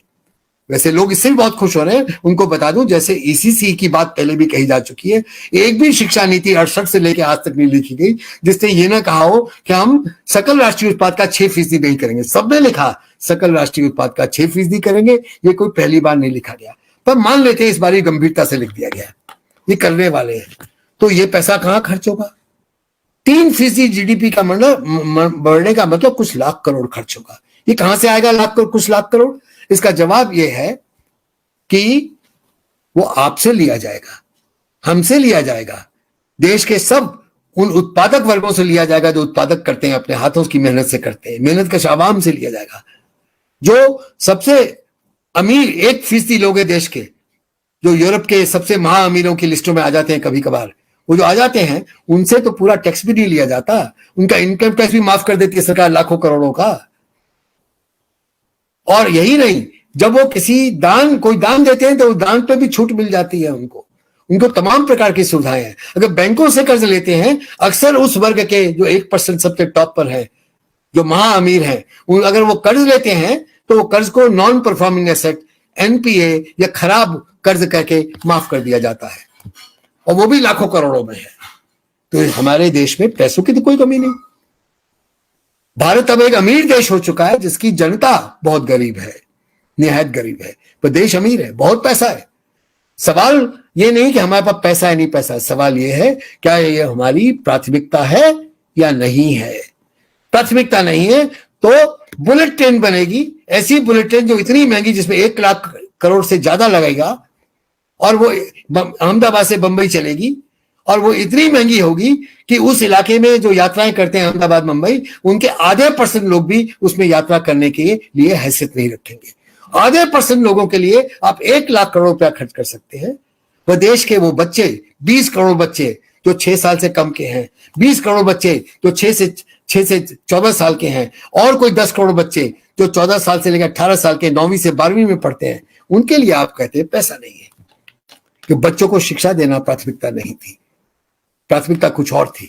तो यह सवाल कि वो जो 3% बढ़ेगा कहां खर्च होगा, आप मान के चलिए उसका काफी बड़ा हिस्सा, शायद आधा हो सकता है, मैं अंदाज से बोल रहा हूं, जो खर्च किया जाएगा आरएसएस के केडर को शामिल करने के लिए हमारी औपचारिक स्कूली व्यवस्था में, वहां शामिल करने के लिए। आधा जो बचेगा वो कहां खर्च होगा, उसके लिए पीपीपी जिंदाबाद, पब्लिक प्राइवेट पार्टनरशिप। ये क्या चीज है? सार्वजनिक निजी साझेदारी। पीपीपी का मतलब यह है कि अगर कोई private body, private school, private college, private यूनिवर्सिटियां बहुत तेजी से बढ़ गए अभी, अगर किसी भी ऐसे प्राइवेट संस्थान में आप वो खुलता है, private school, private college, university खुलती है, तो सरकार उसको अनुदान दे सकती है या पीछे दरवाजे से कोई और मदद कर सकती है। जैसे मुझे याद है एक संस्कृति नाम का विद्यालय था दिल्ली में, अभी भी होगा, उसमें बड़े बड़े आईएएस अफसरों के और बड़े बड़े नेताओं के बच्चे पढ़ने जाते थे, ऊंचे अफसरों के, ऊंचे नेताओं के बच्चे पढ़ते थे। तो एक बारी उस स्कूल के पास अच्छा ऑडिटोरियम नहीं था, एयर कंडीशन ऑडिटोरियम नहीं था, तो उसके लिए उन्होंने एप्लीकेशन लगाया मिनिस्ट्री में। तो मिनिस्ट्री ने तय किया ये बहुत अच्छा स्कूल है, तो ये नहीं कहा कि केवल अमीरों का स्कूल है, बहुत अच्छा स्कूल है, इसके एयर कंडीशन ऑडिटोरियम के लिए हम पैसा देंगे, सरकार पैसा देगी। ये है पीपीपी, स्कूल प्राइवेट, पैसा देगी सरकार। इसके खिलाफ सुप्रीम कोर्ट तक एक लॉयर गए, बहुत मशहूर आदमी अशोक अग्रवाल नाम के, और उनको अंत में आदेश मिला कि एक प्राइवेट संस्थान को इतनी गैर जरूरी चीज के लिए पैसा देना बिल्कुल गलत है, नहीं दिया जाएगा। तो नहीं दिया गया, वो अलग बात है, वो रुक गया, तो वैसे खूब दिया जाता है। अब इन्होंने, इस नई नीति ने नया आविष्कार किया है, डिस्कवरी किया है। वो आविष्कार क्या चीज है? उसका नाम है फिलैंथ्रोपी, अंग्रेजी में परोपकार, हिंदी में। ये परोपकार, फिलैंथ्रोपी क्या कर रही है? उन्होंने कहा कि परोपकार को बहुत महत्व देने की जरूरत है, परोपकार से शिक्षा आगे बढ़ेगी। ये जो कॉर्पोरेट घराने हैं, जो 1% महा अमीर है, उनके बाद वाले जो 5% हैं, उसके बाद वाले जो 10% हैं, अगर ये परोपकार के नाम पे कोई राशि शिक्षा के लिए देते हैं, उसका स्वागत कीजिए, उसको टैक्स से छूट दीजिए, उसको कॉर्पोरेट सोशल रिस्पॉन्सिबिलिटी में स्वीकार लीजिए, और उनको अपने यूनिवर्सिटी, अपना कॉलेज, अपना स्कूल बनाने दीजिए। उन पे आप ज्यादा रेगुलेशन मत कीजिएगा, ये भी लिखा है, उन पे ज्यादा रेगुलेशन मत कीजिए। क्यों? आखिर वो परोपकार करने आ रहे हैं ना, वो समाज सेवा की दृष्टि से पैसा दे रहे हैं, पब्लिक सर्विस के लिए दे रहे हैं, इसलिए ज्यादा जोर मत लगाइएगा कि आप फीस मनमानी मत बढ़ाओ। फीस उनको मनमानी बढ़ाने दो, मुनाफा कमाने दो, सरप्लस इकट्ठा करने दो, उनको ज्यादा जोर मत लगाना। उन्होंने एक नया शब्द, एक नई शब्दावली गढ़ी, लाइट बट नॉट टाइट, हल्के हल्के करना, जोर से मत कसना, हल्के हल्के, जोर से मत कसना। Light but tight, light but tight में कह के कुछ परिभाषित नहीं किया, खुली छूट है, जो मर्जी करें। अगर आप उनको रोकने की कोशिश करेंगे, कहेंगे देखो हमने लिखा था टाइट मत करना। अगर आप कुछ भी नहीं करेंगे तो कहेंगे अरे थोड़ा हल्के से कर दो, दिखा दो, नहीं जनता सवाल पूछेगी, कुछ भी नहीं किया। लाइट बट टाइट, इससे बड़ा उपहास सरकार की जिम्मेदारी का नहीं हो सकता। जो संविधान में मिली है, सरकार को जिम्मेदारी मिली है, दायित्व है कि आप कोई भी गलत काम हो रहा हो, चाहे शिक्षा में, चाहे दवाई बनाने में, चाहे सड़क बनाने में, चाहे दारू बनाने में, कहीं भी गलत काम हो रहा हो, उसके ऊपर रेगुलेशन करना सरकार की संवैधानिक जवाबदेही है। उस जवाबदेही से आप छुट्टी पा रहे हैं, ये उसको छुट्टी दे रही है ये नीति। अब वो आगे बोलते हैं, इसलिए जो बीच में पी है, पब्लिक प्राइवेट पार्टनरशिप, बीच का सेकंड पी, वो जो बीच वाला पी है उसको हम बदल देंगे, उन्होंने बदल दिया, वो पब्लिक फिलैंथ्रोपिक पार्टनरशिप कराएगा। जो जितना परोपकार करेगा उतना सरकार और मदद कर देगी, सरकार उसको अनुदान भी दे देगी, बाकी बिल्डिंगें बनवा देगी, उनकी जमीन मुफ्त में दे देगी, बिजली में सब्सिडी दे देगी, आदि आदि, जो चलता रहता है अभी भी, और ज्यादा होगा। ये परोपकार का नया रूप भारत में अब आ गया है, इसको भी सलाम कर लीजिए, इस नए रूप को। इससे कैसे झेलना आप समझते रहिएगा। एक और बात यहां कह दें, जो मैंने अभी बात की कि सरकार की जवाबदेही है सब जगह नजर रखना, उस पर रेगुलेशन करना, नियमन करना, उसके कानून वगैरह बनाना, तो एक बहुत ही अलग ढंग का स्टैंड इस नीति ने ले लिया है। वो कहते हैं ये जो अभी तक नियमन रेगुलेशन करने के तौर तरीके बने, जो किया जा रहा है, जो प्रक्रियाएं बनी, वो बिल्कुल फालतू है, उससे कुछ फायदा नहीं हुआ। हम इस 70 साल की मेहनत को खारिज कर रहे हैं। 70 साल की हर चीज खारिज हो रही है, तो वो भी खारिज हो गई उसमें। तो हम क्या करेंगे? उन्होंने कहा हम एक नई प्रक्रिया शुरू करवाएंगे सारे प्राइवेट व्यवस्था के लिए शिक्षा में, स्कूल से लेकर, मतलब पूर्व प्राथमिक के प्ले स्कूल से लेकर प्राइवेट और ऊपर तक IIM IIT तक सब जगह ये लागू होगी।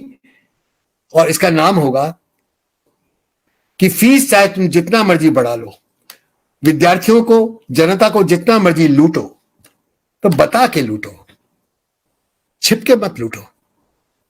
हम तुमको ऑनलाइन पे लिए, सब कुछ ऑनलाइन होगा ना, ऑनलाइन पर हम तुमको प्रोफार्मा देंगे जो हर एक स्कूल, कॉलेज, यूनिवर्सिटी जो प्राइवेट है उसको भरना पड़ेगा, और सरकार से भी शायद भरवाएंगे, पर उन पे ज्यादा एक्शन नहीं लेंगे, तो क्योंकि सरकारी व्यवस्था से निकले, पर प्राइवेट पे एक्शन किसी से नहीं लेंगे। वो कह रहे हैं कि दरअसल में इस नीति ने पहली बार देश में निजी और सार्वजनिक संस्था को एक ही कर दिया, प्राइवेट पब्लिक को एक ही कर दिया, उनके लिए अब कोई फर्क नहीं बचा। कहते हैं सभी स्कूल, कॉलेज, यूनिवर्सिटी को अपना हिसाब किताब ऑनलाइन पे डालना पड़ेगा, और हम उम्मीद करते हैं ईमानदारी से डालेंगे। उसमें अगर कहेंगे फीसें बढ़ा ली, दुगनी कर दी, चौगनी कर दी, हम नहीं रोकेंगे, हम किसी को नहीं रोकेंगे। आप बढ़ाते जाओ, आप बता दो कितने और विद्यार्थियों को पढ़ा रहे हो, किस वर्ग के, किस जाति के विद्यार्थियों को पढ़ा रहे हो, आपने कोई स्कॉलरशिप दी या नहीं दी, ये सब तुमको खुली छूट है, हम आपको रोकेंगे नहीं। यानी लूटो, पर बता के लूटो, घोषणा करके लूटो। ये वो तरीका, ये नव उदारवादी पूंजी का बहुत स्थापित तरीका है दुनिया भर में, जो अब भारत में लाया जा रहा है इस नीति के द्वारा। वो स्थापित तरीका ये है कि अभी तक जो कार्यपालिका या एग्जीक्यूटिव होती है, चाहे वो मंत्री हो और मुख्यमंत्री हो, चाहे वो अफसर हो या छोटे अफसर हो, बड़े अफसर हो, वो जो भ्रष्टाचार करते हैं उसके खिलाफ कायदे कानून बनाए जाते हैं रोकने के लिए। रोक नहीं पाते, अलग बात है, वो कार्यपालिका का भ्रष्टाचार है। अब नव उदारवादी बाजार ये कहता है कार्यपालिका के लेवल पे हम भ्रष्टाचार के रोक, क्योंकि उनको भी नुकसान होता है, उनको भी रिश्वत देनी पड़ती है हर पूंजी वाले को, हम उस पर हम ध्यान नहीं देंगे, उसको छोड़ दो। तुम जितना भ्रष्टाचार होता है उसको वैधानिक रूप दे दो, उसको लेजिस्लेट कर दो, उसको पार्लियामेंट में, विधानसभा में पारित कर दो कि ये अलाउड है, फीस बढ़ाना अलाउड है मनमानी ढंग से। जो बच्चे कम नंबर वाले हैं उनको मल्टीपल एंट्री, मल्टीपल एग्जिट जो नीति देती है उसके नाम पे बाहर निकालना भी अलाउड है। एक सर्टिफिकेट पकड़ाओ, कागज का टुकड़ा बेकार का, बाजार में कोई कीमत उसकी नहीं, उसको बाहर कर दो, मल्टीपल एग्जिट कर दो, ये सब अलाउड है। तो बताते जाओ क्या क्या कर रहे हो। मतलब विधायिका के लेवल पे पारदर्शिता होगी, वहां पे भ्रष्टाचार को वैधता प्रदान कर दी जाएगी, उसको वाजिब ठहरा दिया जाएगा, और कार्यपालिका में भ्रष्टाचार फिर अपने आप खत्म हो जाएगा। ऊपर हो रहा है तो खुली छूट है, जो मर्जी करो। ये सब अब किया जाएगा। मैं अंत में संविधान पे लौट रहा हूं, वहीं से शुरू कर रहा था, वहीं लौट रहा हूं। संविधान में जितने उम्दा विचार हैं, जो लगभग 100 साल की आजादी की लड़ाई से निकले, जिसमें 2 विमर्श समानांतर चले, जाति विरोधी विमर्श, एंटी कास्ट डिस्कोर्स, और साम्राज्यवादी विरोधी विमर्श, एंटी इंपीरियलिस्ट डिस्कोर्स, दोनों साथ साथ चले। और उसमें से जो प्रेरणा मिली, जो विरासत मिली आजादी की लड़ाई से, वो इन दोनों विमर्शों की थी, जिसमें से भारत का संविधान का निर्माण हुआ, संविधान सभा ने किया। तो संविधान में जो जो जबरदस्त विचार हैं उसको कैसे डाइल्यूट और विकृत किया है, यह करके मैं अपनी बात को समेट लूंगा। कुछ उदाहरण दे रहा हूं बहुत शॉर्ट में, आप समझ से रहिएगा इसको। पहली बात, इसका मौलिक अधिकार हमारे संविधान में मिला हुआ है कि हमारी शिक्षा मुफ्त की जाएगी 8वीं कक्षा तक तो हर हाल, और 12वीं कक्षा तक भी इसकी काफी संभावनाएं खुली हुई हैं। और अगर आर्टिकल 41 को ध्यान से पढ़ेंगे तो अंत में कॉलेज और यूनिवर्सिटी की शिक्षा भी, जिसको हम हमारे ऑल इंडिया फोरम में केजी से पीजी तक की शिक्षा बोलते हैं, वो मुफ्त होगी। मुफ्त शब्द इस नीति से गायब है ही नहीं। उसकी जगह किसने ली है? मुफ्त को उन्होंने बदल के कह दिया है वो शिक्षा जिसका खर्च लोग वहन कर सके, अफोर्डेबल हो। भाई ये क्या चीज है जो वहन कर सके, अफोर्डेबल हो? जो चीज मेरे लिए अफोर्डेबल है, मान लीजिए 100 रुपया मेरे लिए अफोर्डेबल है, तो एक खेती और मजदूर के लिए 100 रुपए की फीस हर महीने भी अफोर्डेबल नहीं होगी, जाहिर है ना। और किसी के लिए 10,000 रुपए महीने की फीस अफोर्डेबल है, और भारत की बड़ी भारी अनुपात में लोगों के पास 100 रुपए 500 रुपए महीने से ज्यादा देने की औकात नहीं होगी। तो अफोर्डेबल तो कोई विचार नहीं हुआ ना, संविधान का विचार नहीं है, इसलिए नव उदारवादी विचार है जो उसकी जगह लाया गया है। दूसरा, शेड्यूल कास्ट, शेड्यूल ट्राइब, अनुसूचित जाति, अनुसूचित जनजाति, अन्य पिछड़े वर्ग के लोग, धार्मिक और भाषाई अल्पसंख्यक लोग, ये सब हमारे संविधान से निकले हुए शब्द हैं, और सभी संवैधानिक दस्तावेजों में, कानूनों में, सुप्रीम कोर्ट, हाई कोर्ट और कचहरियों में इनको इस्तेमाल किया जाता है। ये 70 साल से स्थापित शब्दावली है, ये बहुत बड़ी विरासत है 70 सालों की। इसको भी ये नीति खत्म कर देगी। वो तो 70 साल की हर चीज खत्म करेंगे ना, उसकी जगह इन्होंने नए शब्द गढ़े हैं। सामाजिक रूप से वंचित, आर्थिक रूप से और सामाजिक रूप से वंचित लोग, ग्रुप्स, समुदाय, socially and economically deprive groups, SEDG एक नया नाम कर दिया है। यानी अगर वो दलित है पर वो बहुत गरीब नहीं है, तो वो सामाजिक न्याय के एजेंडे से वंचित हो जाएगा। ऐसे ही आदिवासी वंचित होंगे, मुस्लिम भी होंगे और OBC भी होंगे, विमुक्त जातियों के लोग भी होंगे, डीनोटिफाइड ट्राइब। अब ये नया शब्द करके उन्होंने वो संविधान का विचार ही खत्म कर दिया और बिल्कुल कर ही दिया उन्होंने, वो बिल्कुल बाहर कर दिया। अब ये भी इन्होंने किया। इसलिए आप किस वर्ग में, किस जाति में पैदा हुए हैं, किस आपके ऊपर पितृसत्ता का असर है नहीं है, आप नस्लीय भेदभाव आपके साथ होता ही नहीं होता, भाषाई भेदभाव चाहे अंग्रेजियत के कारण चाहे संस्कृत निष्ठ भाषाओं के कारण होता ही नहीं होता, आपका पैदाइश कहाँ है, किसी आदिवासी टोले की पैदाइश है कि महानगर बंबई जैसे मेट्रो में पैदाइश है, इन सब को एक तरफ कर दिया जाएगा। अब कहा जाएगा आपकी मेरिट देखी जाएगी, लिखा है उसमें, मेरिट देखी जाएगी। और मेरिट कैसे देखी जाएगी? आपका टेस्ट लिया जाएगा। टेस्ट कौन लेगा? उसके लिए एक सेंट्रल एजेंसी बन गई, नाम है नेशनल टेस्टिंग एजेंसी, NTA। बहुत सारी सेंट्रल एजेंसियां खुल गई, नेशनल टेस्टिंग एजेंसी खोल दी गई, NTA जो होगा वो देश में हर प्रकार की परीक्षा लेगा, हर एंट्रेंस एग्जामिनेशन लेगा, सब कुछ करेगा। और NTA ये भी टेस्ट लेगा कि इस विद्यार्थी को ये कि में मेरिट कितनी है।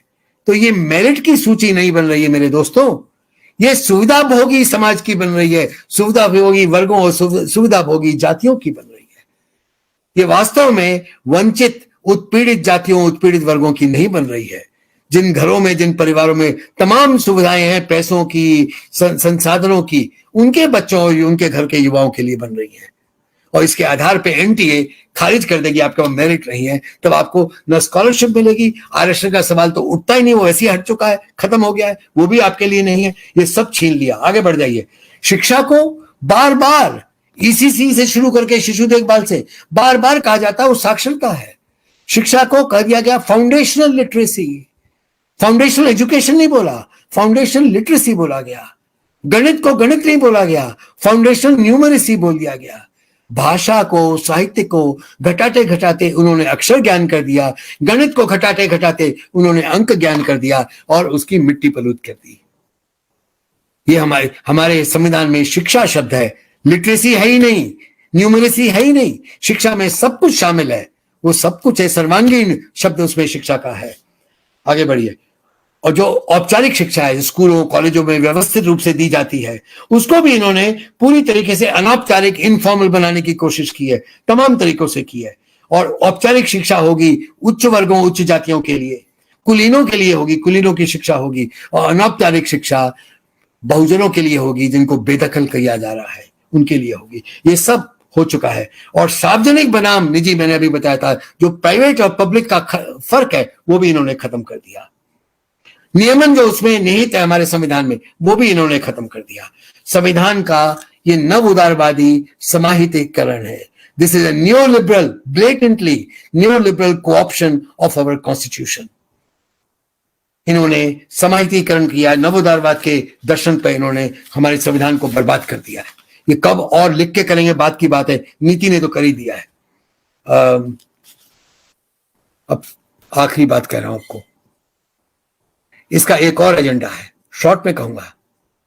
एक है सस्ते और कम कमाने वाले मजदूर खड़ा करने का, सस्ते और कम कमाई यानी सस्ते कौशलों के मजदूर, cheap labour, low cost skills. और दूसरा है महंगे और हाई कॉस्ट स्किल्स, ज्यादा कमाने वाले कौशल, ज्यादा महंगे कौशल, जिनकी कीमतें ज्यादा है बाजार में, है दोनों का मामला बाजार का। तो एक और चीप सेमी स्किल्ड और अनस्किल्ड लेबर का, दूसरी ओर हाईली एक्सपेंसिव स्किल्ड लेबर।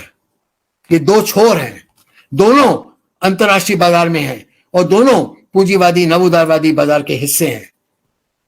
एक शोषित और उत्पीड़ित होगा और दूसरा कुलीन अभिजात वर्गों का हिस्सा होगा। एक अपने आसपास में कहीं नौकरी ढूंढेंगे, कहीं उसको बड़े का काम मिल जाएगा, लोहारी का काम मिल जाएगा, कहीं उसको किसी रिपेयर शॉप में, ऑटो रिपेयर शॉप में मिल जाएगा, वो इस प्रकार के काम ढूंढेंगे। दूसरे सिलिकॉन वैली अमेरिका में, कैलिफोर्निया जाएंगे और नासा एरोनॉटिक स्पेस मिशन में जाके स्पेस में रॉकेट साइंस का काम करेंगे, या क्लाइमेट चेंज में बहुत ही ऊंचे दर्जे के कंप्यूटर मॉडलिंग करेंगे, आर्टिफिशियल इंटेलिजेंस बनाएंगे। उसका भी जिक्र आया था, प्रधानमंत्री ने 1 मई को किया था। अब आर्टिफिशियल इंटेलिजेंस पे सब काम होगा। ये ऊंचे और महंगे होंगे। इन दोनों में एक बहुत महत्वपूर्ण फर्क होगा। जो सस्ते होंगे, लो कॉस्ट स्किल्स के लोग होंगे, उनमें गरीबी के बावजूद जज्बा होगा जूझने का, शोषकों और उत्पीड़ितों के खिलाफ आवाज खड़ा करने का।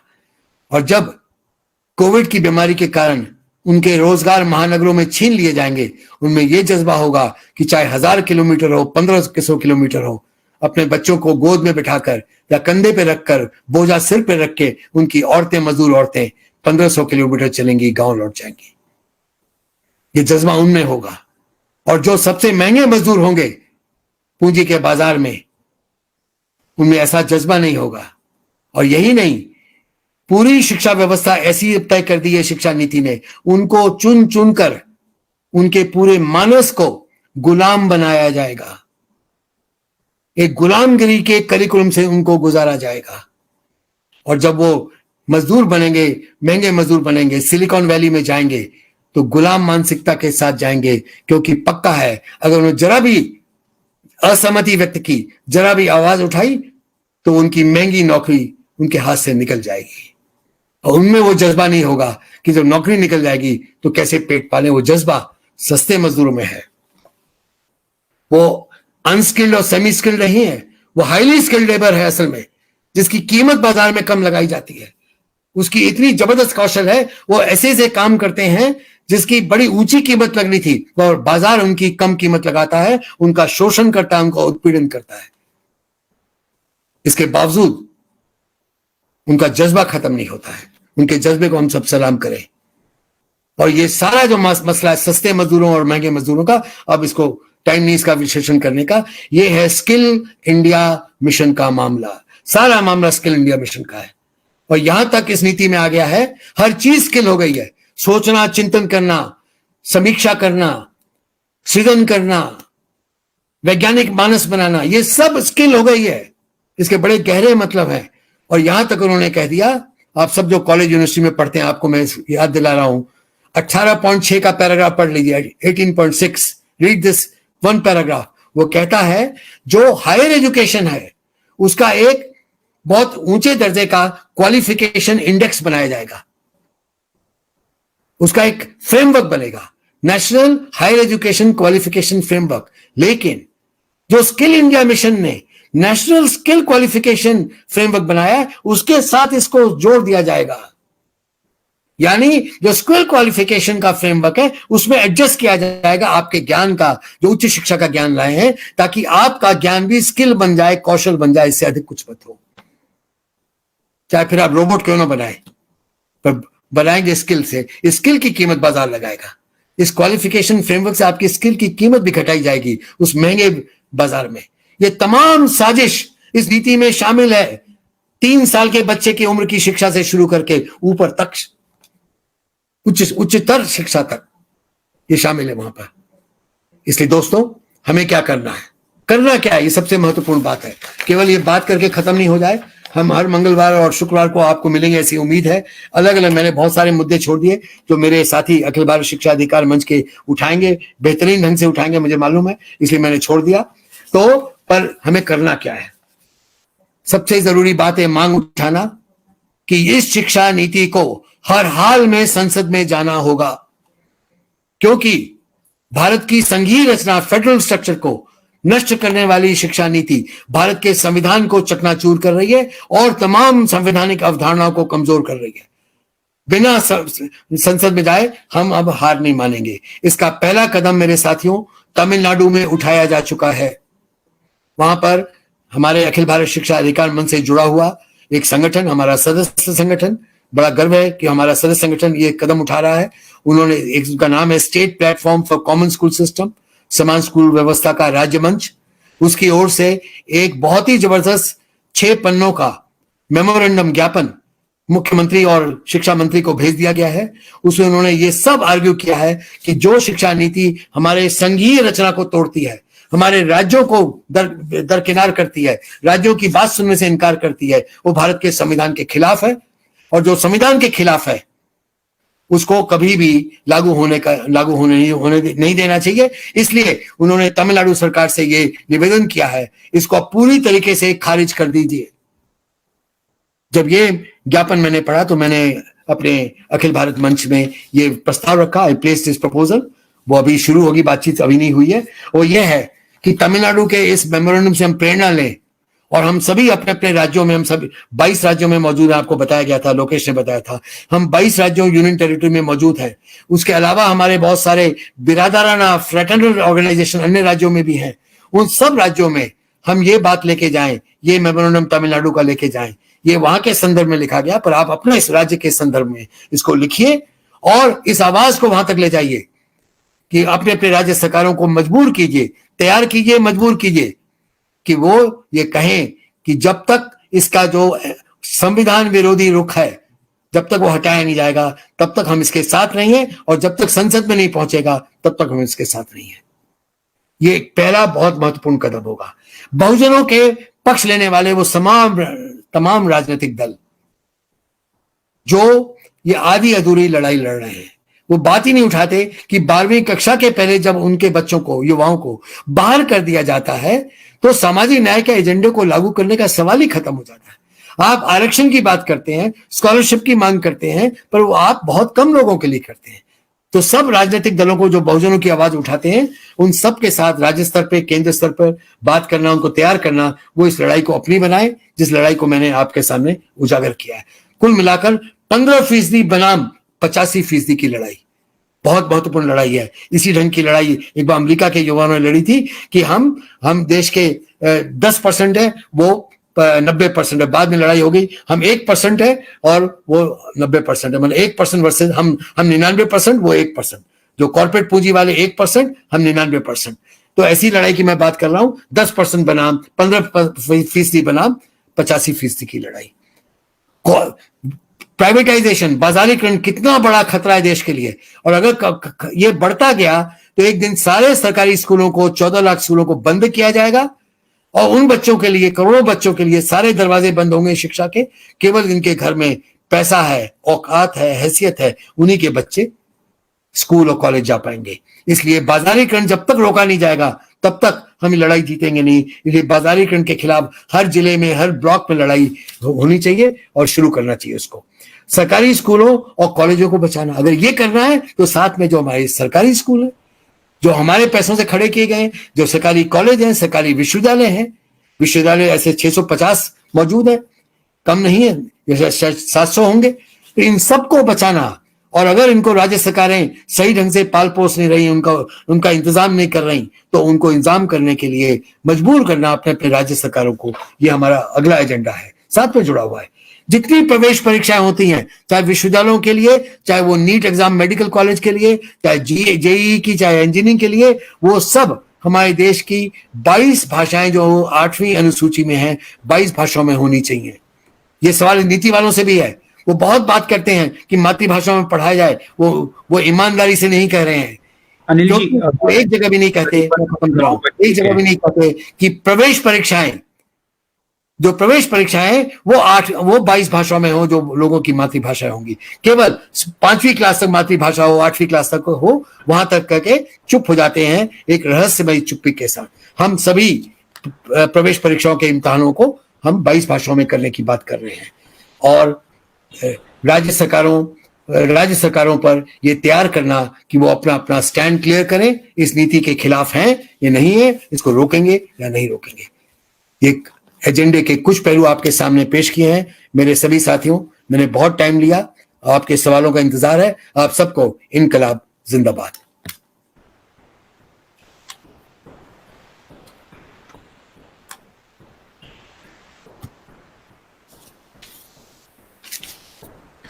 धन्यवाद अनिल जी, बहुत बढ़िया बात रखी आपने। बहुत सारे लोगों के कई सवाल आए हैं, तो समय हमारे पास बहुत ज्यादा नहीं है, इसीलिए मैं कुछ चुनिंदा सवाल आपके सामने रख रहा हूं। कुछ आप 15-20 मिनट बढ़ा दीजिए ना, 15-20 मिनट। हाँ बिल्कुल। तो पहला सवाल ये है कि जो नई शिक्षा नीति, आप एक एक करके बताएंगे ना, मैं कहीं लिखे। हाँ ठीक है, बोलिए। तो पहला सवाल ये है सुप्रीत जी, जो नई शिक्षा नीति आई है उसमें कॉन्ट्रैक्ट शिक्षक, एडहॉक शिक्षकों के ऊपर पूरी चुप्पी साधी गई है, तो इसके बारे में आपका क्या ख्याल है? जैसे मिसाल के तौर पे मध्य प्रदेश में 80,000 से ज्यादा ऐसे टीचर हैं। ये पहला। और दिल्ली विश्वविद्यालय में आधे शिक्षक एडहॉक पर हैं, तदर्थ है आधे शिक्षक।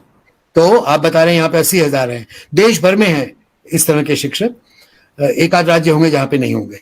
बहुत बढ़िया सवाल है। ये नीति बिल्कुल चुप है।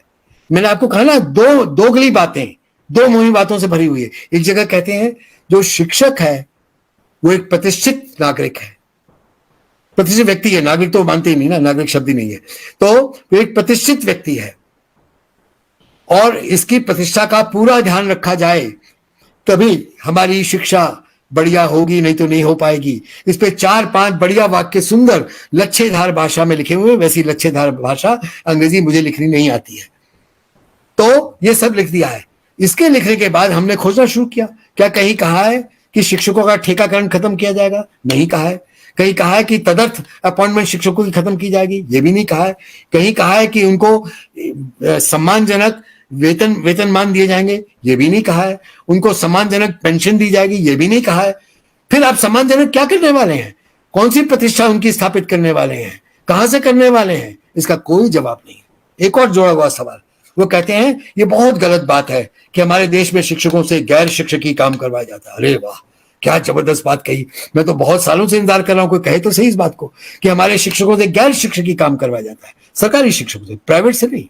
प्राइवेट से कोई हिम्मत नहीं करता, क्योंकि प्राइवेट से करेंगे तो जो लोग ऐसे रूल बनाएंगे उनसे गैर शिक्षकी काम के, उनके बच्चों का नुकसान होगा ना।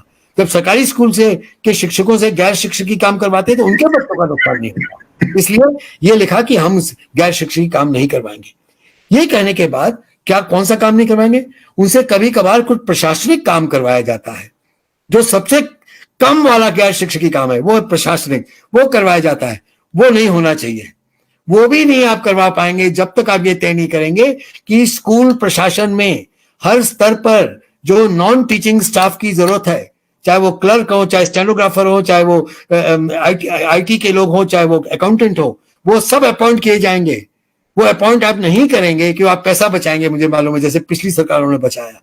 वो नहीं अपॉइंट करेंगे, वो काम आप करवाएंगे इन शिक्षकों से, पर लिखते हैं कि नहीं होना चाहिए। पर असली काम तो उनका जो सबसे बड़ा गैर शिक्षकी काम है वो क्या है? वो है ग्राम पंचायत से लेके संसद तक के चुनाव करवाना। उसमें सारे उपचुनाव शामिल हैं, वो लगातार होते रहते हैं। एक चुनाव खत्म होता है तो अब वोटर लिस्ट को नई वोटर लिस्ट बनाने का काम शुरू हो जाता है, पुरानी के जांच पड़ताल का काम शुरू हो जाता है। वो हमारे शिक्षक शिक्षिकाएं यही करते रहते हैं। वो क्या करते हैं, उनको हर 10वें साल जनगणना करनी होती है। पहले वो 1 साल में खत्म हो जाती थी, अब जनगणना 5-5, 6-6 साल चलती है, तो उसमें लगे रहते हैं। और अब तो ये हो गया है, वो लिखा हुआ है धारा 27 शिक्षा अधिकार कानून की, कहती है उनसे आपदा राहत काम करवाए जाएंगे। डिजास्टर होगा, बाढ़ आई तो होगा। अभी केरल में बड़ी भाई दुर्घटना हुई, विमान का हादसा हुआ तो भी उनको लगा दिया जाएगा। हर चीज में बाढ़ आएगी, अकाल आएगी, जो कुछ होगा, कहां से मिलेंगे लोग उसके लिए? हमारे शिक्षक सरकारी स्कूल के। प्राइवेट स्कूल के बच्चे आराम से पढ़ेंगे, पढ़ाए जाएंगे, सरकारी स्कूल के बच्चों को शिक्षा से वंचित किया जाएगा, क्योंकि ये एक वर्चस्वपूर्ण ब्राह्मणी और वर्गीय व्यवस्था की शिक्षा व्यवस्था बनी हुई है, जहां आप कर सकते हैं। तो मेरे दोस्त, आपके सवाल का जवाब ये है, ठेकाकरण रहेगा जब तक हम सब एक होके, केवल शिक्षक नहीं, पालक भी, आम जनता भी सब एक होके आवाज नहीं उठाएगी कि इन शिक्षकों को वास्तव में सही ढंग का प्रतिष्ठित वेतनमान दो, पेंशन दो, सारी सुविधाएं दो जो बाकी लोगों को दी जाती है। आगे नेक्स्ट। दूसरा सवाल अभिषेक जी की तरफ से, क्या नई शिक्षा नीति में उच्च शिक्षा के लिए बाहर के विश्वविद्यालयों को आमंत्रित करने की बात की गई है? अगर हाँ, तो इसका हमारे शिक्षा व्यवस्था पर क्या असर पड़ेगा? और खूब बात की गई है, केवल विदेशी विश्वविद्यालयों की बात नहीं हुई है, उन्होंने खुली छूट दे दी है विदेशी प्रत्यक्ष निवेश की, एफडीआई की। भाई उन्होंने भी कहा होगा, जब देश की सरकार हमारी सुरक्षा व्यवस्था में, डिफेंस में खुली छूट दे देती है विदेशी प्रत्यक्ष निवेश की, तो शिक्षा में क्यों नहीं? तो अब शिक्षा में भी देने का फैसला हो गया है। और जब वो फॉरेन यूनिवर्सिटी वाले बोलते हैं, तो मुझे मालूम है जैसी नीति आई तो अखबार वालों ने खूब जोर से ये खबर निकाली, अब फॉरेन यूनिवर्सिटियां बनेंगी। तो हमारे देश का जो ऊपरी मध्यम वर्ग है, वहां से खूब इसका स्वागत किया गया। मैंने कई ट्वीट देख लिए, मैंने कई ईमेल देख लिए, खूब इसका स्वागत करते हुए। दिक्कत यह है कि हमारे पढ़े लिखे समाज ने भी सीखा नहीं कि हम शिक्षा नीति को समझे कैसे। आज मैंने कोशिश की है कुछ समझाने की, कैसे समझे। तो मैं फॉरेन यूनिवर्सिटी की बात करता हूं। सन 2000 में यूनेस्को की एक रिपोर्ट निकली। यूनेस्को तो बहुत ही इज्जतदार एजेंसी है यूनाइटेड नेशंस की। यूनेस्को की एक रिपोर्ट निकली, वो कहती है कि दुनिया के जो ताकतवर पूंजीवादी मुल्क हैं, वो गरीब देशों में अपने प्रतिष्ठित विश्वविद्यालयों के, अपने डिस्टिंग्विश यूनिवर्सिटीज के, प्रतिष्ठित विश्वविद्यालयों के कैंपस खोलते हैं। वो कैंपस प्रतिष्ठित यूनिवर्सिटी के होने के बावजूद घटिया दर्जे के कोर्सेज चलाते हैं, लेकिन इसके बावजूद उनको खूब ऊंची ऊंची फीस मिल जाती है वहां के युवाओं से, क्योंकि उनके मूल यूनिवर्सिटी का नाम बहुत ऊंचा है। तो दुकान ऊंची है, दाम ऊंचे हैं, पर दुकान फीकी है ना, पकवान फीके हैं। दुकान ऊंची, पकवान फीके। जो कहावत है वो बिल्कुल चरितार्थ हो रही है। यही होगा। मैं यूनेस्को की रिपोर्ट को एक और भी कर दूं, मैं दूसरी वजह से बोलता हूं। आप ये पूछिए कि अमेरिका की या यूरोप की कोई यूनिवर्सिटी अपना कैंपस भारत में क्यों खोलेगी? उसको क्या पेट दर्द हो रही है वहां पे खोलने की? हमारे कपिल सिब्बल साहब जब एचआरडी मिनिस्टर थे यूपीए 2 में, तो बड़े शौक से गए थे। उनको भी बहुत शौक था फॉरेन यूनिवर्सिटी खुलवाने का। बड़े शौक से गए, कई हफ्ते वहां के प्रतिष्ठित विश्वविद्यालयों के जो सबसे बड़े अधिकारी होते हैं, उनको वाइस चांसलर नहीं बोलते होंगे, कुछ और बोलते होंगे, उनको मिले। अंत में खाली हाथ लौट आए, कोई तैयार नहीं हुआ कहने के लिए भी हम अपना कैंपस आपके देश में खोलेंगे। वो प्रतिष्ठित विश्वविद्यालय थे, तो किससे खुलवाएंगे? देखिए हो क्या रहा है, जैसे हमारे यहां नव उदारवाद के नाम पर सार्वजनिक शिक्षा व्यवस्था, स्कूल से यूनिवर्सिटी तक, उसकी फंडिंग काटी जा रही है, उसके अनुदान काटे जा रहे हैं, कम किए जा रहे हैं, वैसे ही वही हमला, बाजार का हमला अमेरिकी शिक्षा व्यवस्था पे भी हो रहा है। और उसके कारण उनके स्कूल, कॉलेज और विश्वविद्यालय भी कमजोर होते जा रहे हैं। उनके जब अनुदान कटता है तो वहां के फैकल्टी को अपनी तनख्वाह कमाने के लिए कहीं और जाने की जरूरत पड़ती है। तो अगर भारत उनको कहता है अपने कैंपस का एक हिस्सा यहाँ पे भेज दो, तो वो एक कैंपस बना देंगे, उनके प्रोफेसर लोग यहाँ आ जाएंगे, उनके वैज्ञानिक लोग भी यहाँ आ जाएंगे, पढ़ाएंगे यहाँ पर, और हम लोग उनकी तनख्वाह देने के लिए फीस देंगे। तो उनका उतना राहत मिल गई ना उनको। अब आप ये क्यों करें कि वो फर्स्ट रेट के काम करेंगे? भाई फर्स्ट रेट जो टॉप मोस्ट लोग होंगे वो क्यों आएंगे हमारे देश में? उनका तो रास्ता कहीं ना कहीं से मिल ही जाएगा, क्योंकि इतने ऊंचे हैं, वैज्ञानिक हैं, सामाजिक विज्ञानी हैं, भाषा विज्ञानी हैं। उनको तो तमाम प्रकार के स्रोत अमेरिका में मिल जाएंगे। ये तो उनके दोयम दर्जे के टीचिंग फैकल्टी होगी और उनके दोयम नहीं तीसरे दर्जे के विश्वविद्यालय और कॉलेज के लोग होंगे जो यहां पर आएंगे। और इसमें आखिरी बात, आप जरा पूछिए अपने आप से, यूरोप अमेरिका के जो उच्चतम दर्जे के विश्वविद्यालय दुनिया भर में मशहूर है, उनके नाम आप जानते हैं, वो कैसे उच्चतम बने?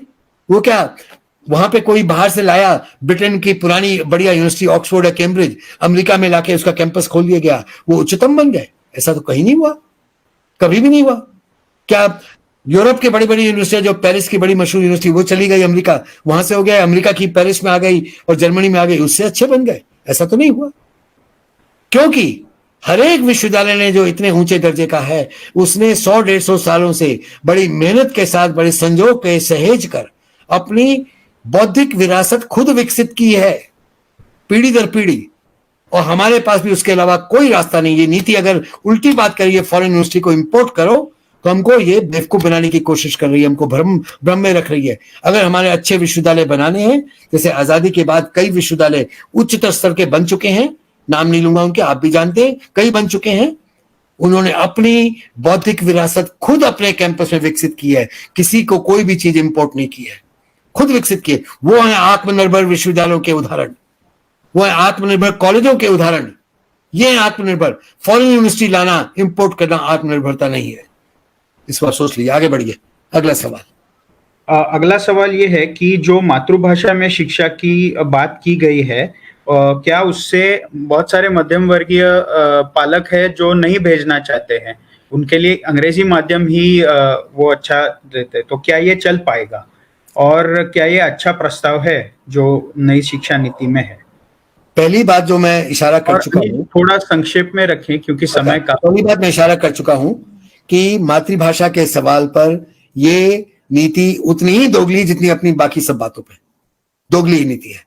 ये इंप्रेशन देती है कि वो कह रही है मातृभाषा में पढ़ाओ, ऐसा कतई नहीं कह रही है। वो कहती है 5वीं क्लास तक पढ़ाया जाए। 5वीं क्लास तक तो हमेशा ही पढ़ाया गया, सिवाय प्राइवेट स्कूलों को छोड़ के। अब फर्क इतना, वो कह रहे प्राइवेट और सरकारी स्कूलों में दोनों में पढ़ाया जाए, जिससे प्राइवेट स्कूल के पालक परेशान हो गए हैं। ये मैंने देख लिया, आप भी वही शायद सवाल उठा रहे हैं। तो प्राइवेट जो स्कूल हैं, आप देख लीजिएगा, प्राइवेट स्कूल के पालकों की ताकत इतनी ज्यादा है, और प्राइवेट स्कूल का जो महंगे प्राइवेट स्कूल हैं, उनके पालकों की ताकत तो बिल्कुल ऊंचे सरकार में उच्च स्तर राजनीतिक ताकत तक पहुंच जाती है। उनके सूत्र हैं, वो इस बराबरी के मामले को कोई ना कोई बहाना लगा के रद्द करवा देंगे। प्राइवेट और पब्लिक एक जैसा नहीं रहेगा उनके लिए, और उनको छूट होगी कि किंडरगार्टन प्ले स्कूल से अंग्रेजी में पढ़ाएं। ये मिल जाएगी, आप देखिएगा 1.5 साल में यही होने वाला है। ये केवल जो सस्ते प्राइवेट स्कूल हैं, जिनको आजकल बजट स्कूल बोला जाता है, जिनमें बहुत ही कम फीसें होती हैं, वो हमारे शहरों की बस्तियों में या शहरों के बाहर की परिधि में चलते हैं, बजट स्कूल, उनमें लागू होगी और बाकी सरकारी स्कूल में लागू होगी। वो भी कहा गया 5वीं तक, संभव हो तो 8वीं तक। ये राष्ट्रीय शिक्षा अधिकार कानून में भी लिखा हुआ था, उससे कोई फर्क बात इन्होंने नहीं कही है। जो सवाल है जिसमें आपका असली उत्तर होगा, सवाल ये नहीं कि आप कौन से भाषा में पढ़ा रहे हैं। पहला सवाल यह है कि आपका स्कूल सही स्कूल है या नहीं है, उसमें पढ़ाने लिखाने के लिए सही ढंग के शिक्षक, सही माहौल, शिक्षा के लिए जितने अच्छी शिक्षा के लिए जो भी इंफ्रास्ट्रक्चर चाहिए वो सब वहां पे मौजूद है नहीं मौजूद है, जितने शिक्षक चाहिए, जितने कमरे चाहिए, जितनी प्रयोगशालाएं, पुस्तकालय चाहिए, वो सब है या नहीं है। अगर नहीं है तो चाहे इंग्लिश मीडियम रखिए, चाहे तमिल रखिए, बांग्ला रखिए, हिंदी रखिए, पंजाबी रखिए, वो स्कूल में कभी अच्छी पढ़ाई नहीं हो सकती। आपके हमारे देश के अधिकांश स्कूलों की जो सरकारी स्कूल हैं, बहुत बदहाली कर दी गई है, अपने आप नहीं हुई, की गई है। और उसमें विश्व बैंक की भारी भूमिका है, जो 91-92 के बाद शुरू हो गई थी, जो मैं जिक्र कर चुका हूं, विश्व बैंक की। और उसके बाद सर्व शिक्षा अभियान में भारी भूमिका वो हो चुकी है बर्बाद करने की। तो उन बदहाल स्कूलों को अगर दोबारा हमने पुनर्जीवित करना है तो उसमें देश का संसाधन लगाना पड़ेगा, उनको प्राथमिकता देनी पड़ेगी, स्कूल कॉम्प्लेक्स से बहाने उनको बंद नहीं करवाना पड़ेगा, ये सब करने का फैसला करना पड़ेगा, तब वहां पे अच्छी शिक्षा होगी। माध्यम का सवाल तो तब उठेगा जब स्कूल सही होगा। एक बदहाल स्कूल में इंग्लिश माध्यम भी फेल हो जाएगा। और जो मैं दूसरा इशारा कर चुका हूं, बदहाल स्कूल में मातृभाषा जो संस्कृताइज होगी, संस्कृतनिष्ठ होगी, वो भी फेल हो जाएगी। ये सब चीजें जुड़ी हुई हैं इस सारे आपके सवाल से। एक बेहतरीन स्कूल जिसमें सब सही सुविधाएं, सही ढंग के शिक्षक हैं, उसमें अगर इंग्लिश को आप एक विषय के रूप में भी पढ़ाएंगे, मातृभाषा आपकी वहां पे माध्यम होगी, जब आप विषय 5वीं 6वीं में इंट्रोड्यूस करेंगे, उस विषय के जरिए बेहतरीन वो अंग्रेजी का विषय भी सीखेंगे, अपनी मातृभाषा में मजबूत है इसलिए अंग्रेजी जल्दी सीखेंगे। देश की कई पीढ़ियां खड़ी हो चुकी हैं और दुनिया भर के विकसित मुल्क जो French, German, Japanese, Chinese, Spanish, Portuguese, तमाम भाषाएं, इटालियन बोलते हैं, उन सब मुल्कों में जो पूंजीवादी मुल्क हैं उसमें अपनी मातृभाषा के जरिए उन्होंने बेहतरीन वैज्ञानिक, भाषा वैज्ञानिक, समाज वैज्ञानिक खड़े किए हैं और दुनिया के में विकास किया है, अपनी मातृभाषाओं के जरिए किया है। चीन ने भी अपनी मातृभाषा के जरिए किया, आज उनमें उनका विज्ञान हमसे कहीं ज्यादा दर्जे ऊंचे उठ चुका है। आप भूल जाइए उन्होंने जो हमसे लड़ाई लड़ी, हमारे गलवान वैली पे कब्जा किया, उसको छोड़ दीजिए, वो अलग सवाल है। उनकी जापानीज भाषा में जापान ने किया, पोर्चुगीज भाषा में पोर्चुगल ने किया, स्पेनिश भाषा में लैटिन अमेरिका ने किया, सब अपनी मातृभाषा में आगे बढ़ चुके हैं। हम अंग्रेजियत के कारण पिछड़ गए, अंग्रेजियत के कारण हम मातृभाषा में जो हमारे यहाँ होनहार बच्चे आगे बढ़ सकते थे वो भी नहीं बढ़ पाए। हमने बदहाल स्कूल दिए, ऊपर से अंग्रेजी थोपी। मातृभाषा के जरिए अच्छे स्कूलों में बढ़िया शिक्षा होगी, अंग्रेजी विषय के रूप में पढ़ाइए, बढ़िया अंग्रेजी पढ़ाइए। बढ़िया अंग्रेजी तभी होगी जब आपकी मातृभाषा मजबूत होगी। रविन्द्रनाथ ठाकुर को पढ़िए, टैगोर को पढ़िए, पॉलो फ्रेयर को पढ़िए, जिसको पढ़ना पढ़िए, वो यही बताएंगे आपको। मातृभाषा के जरिए बेहतरीन अंग्रेजी सीखेंगे, बेहतरीन दूसरी भाषाओं को सीखेंगे, बेहतरीन तमिल भी सीखेंगे, तेलुगु भी सीखेंगे मातृभाषा के जरिए अच्छे स्कूलों में। धन्यवाद अनिल जी। ये आखिरी सवाल था क्योंकि काफी सवाल है लेकिन अभी समय भी बहुत हो रहा है और एक बार फिर सभी की तरफ से मैं बार बार धन्यवाद नहीं कहूंगा क्योंकि अब कार्यकर्ता ही है। हम भी जिस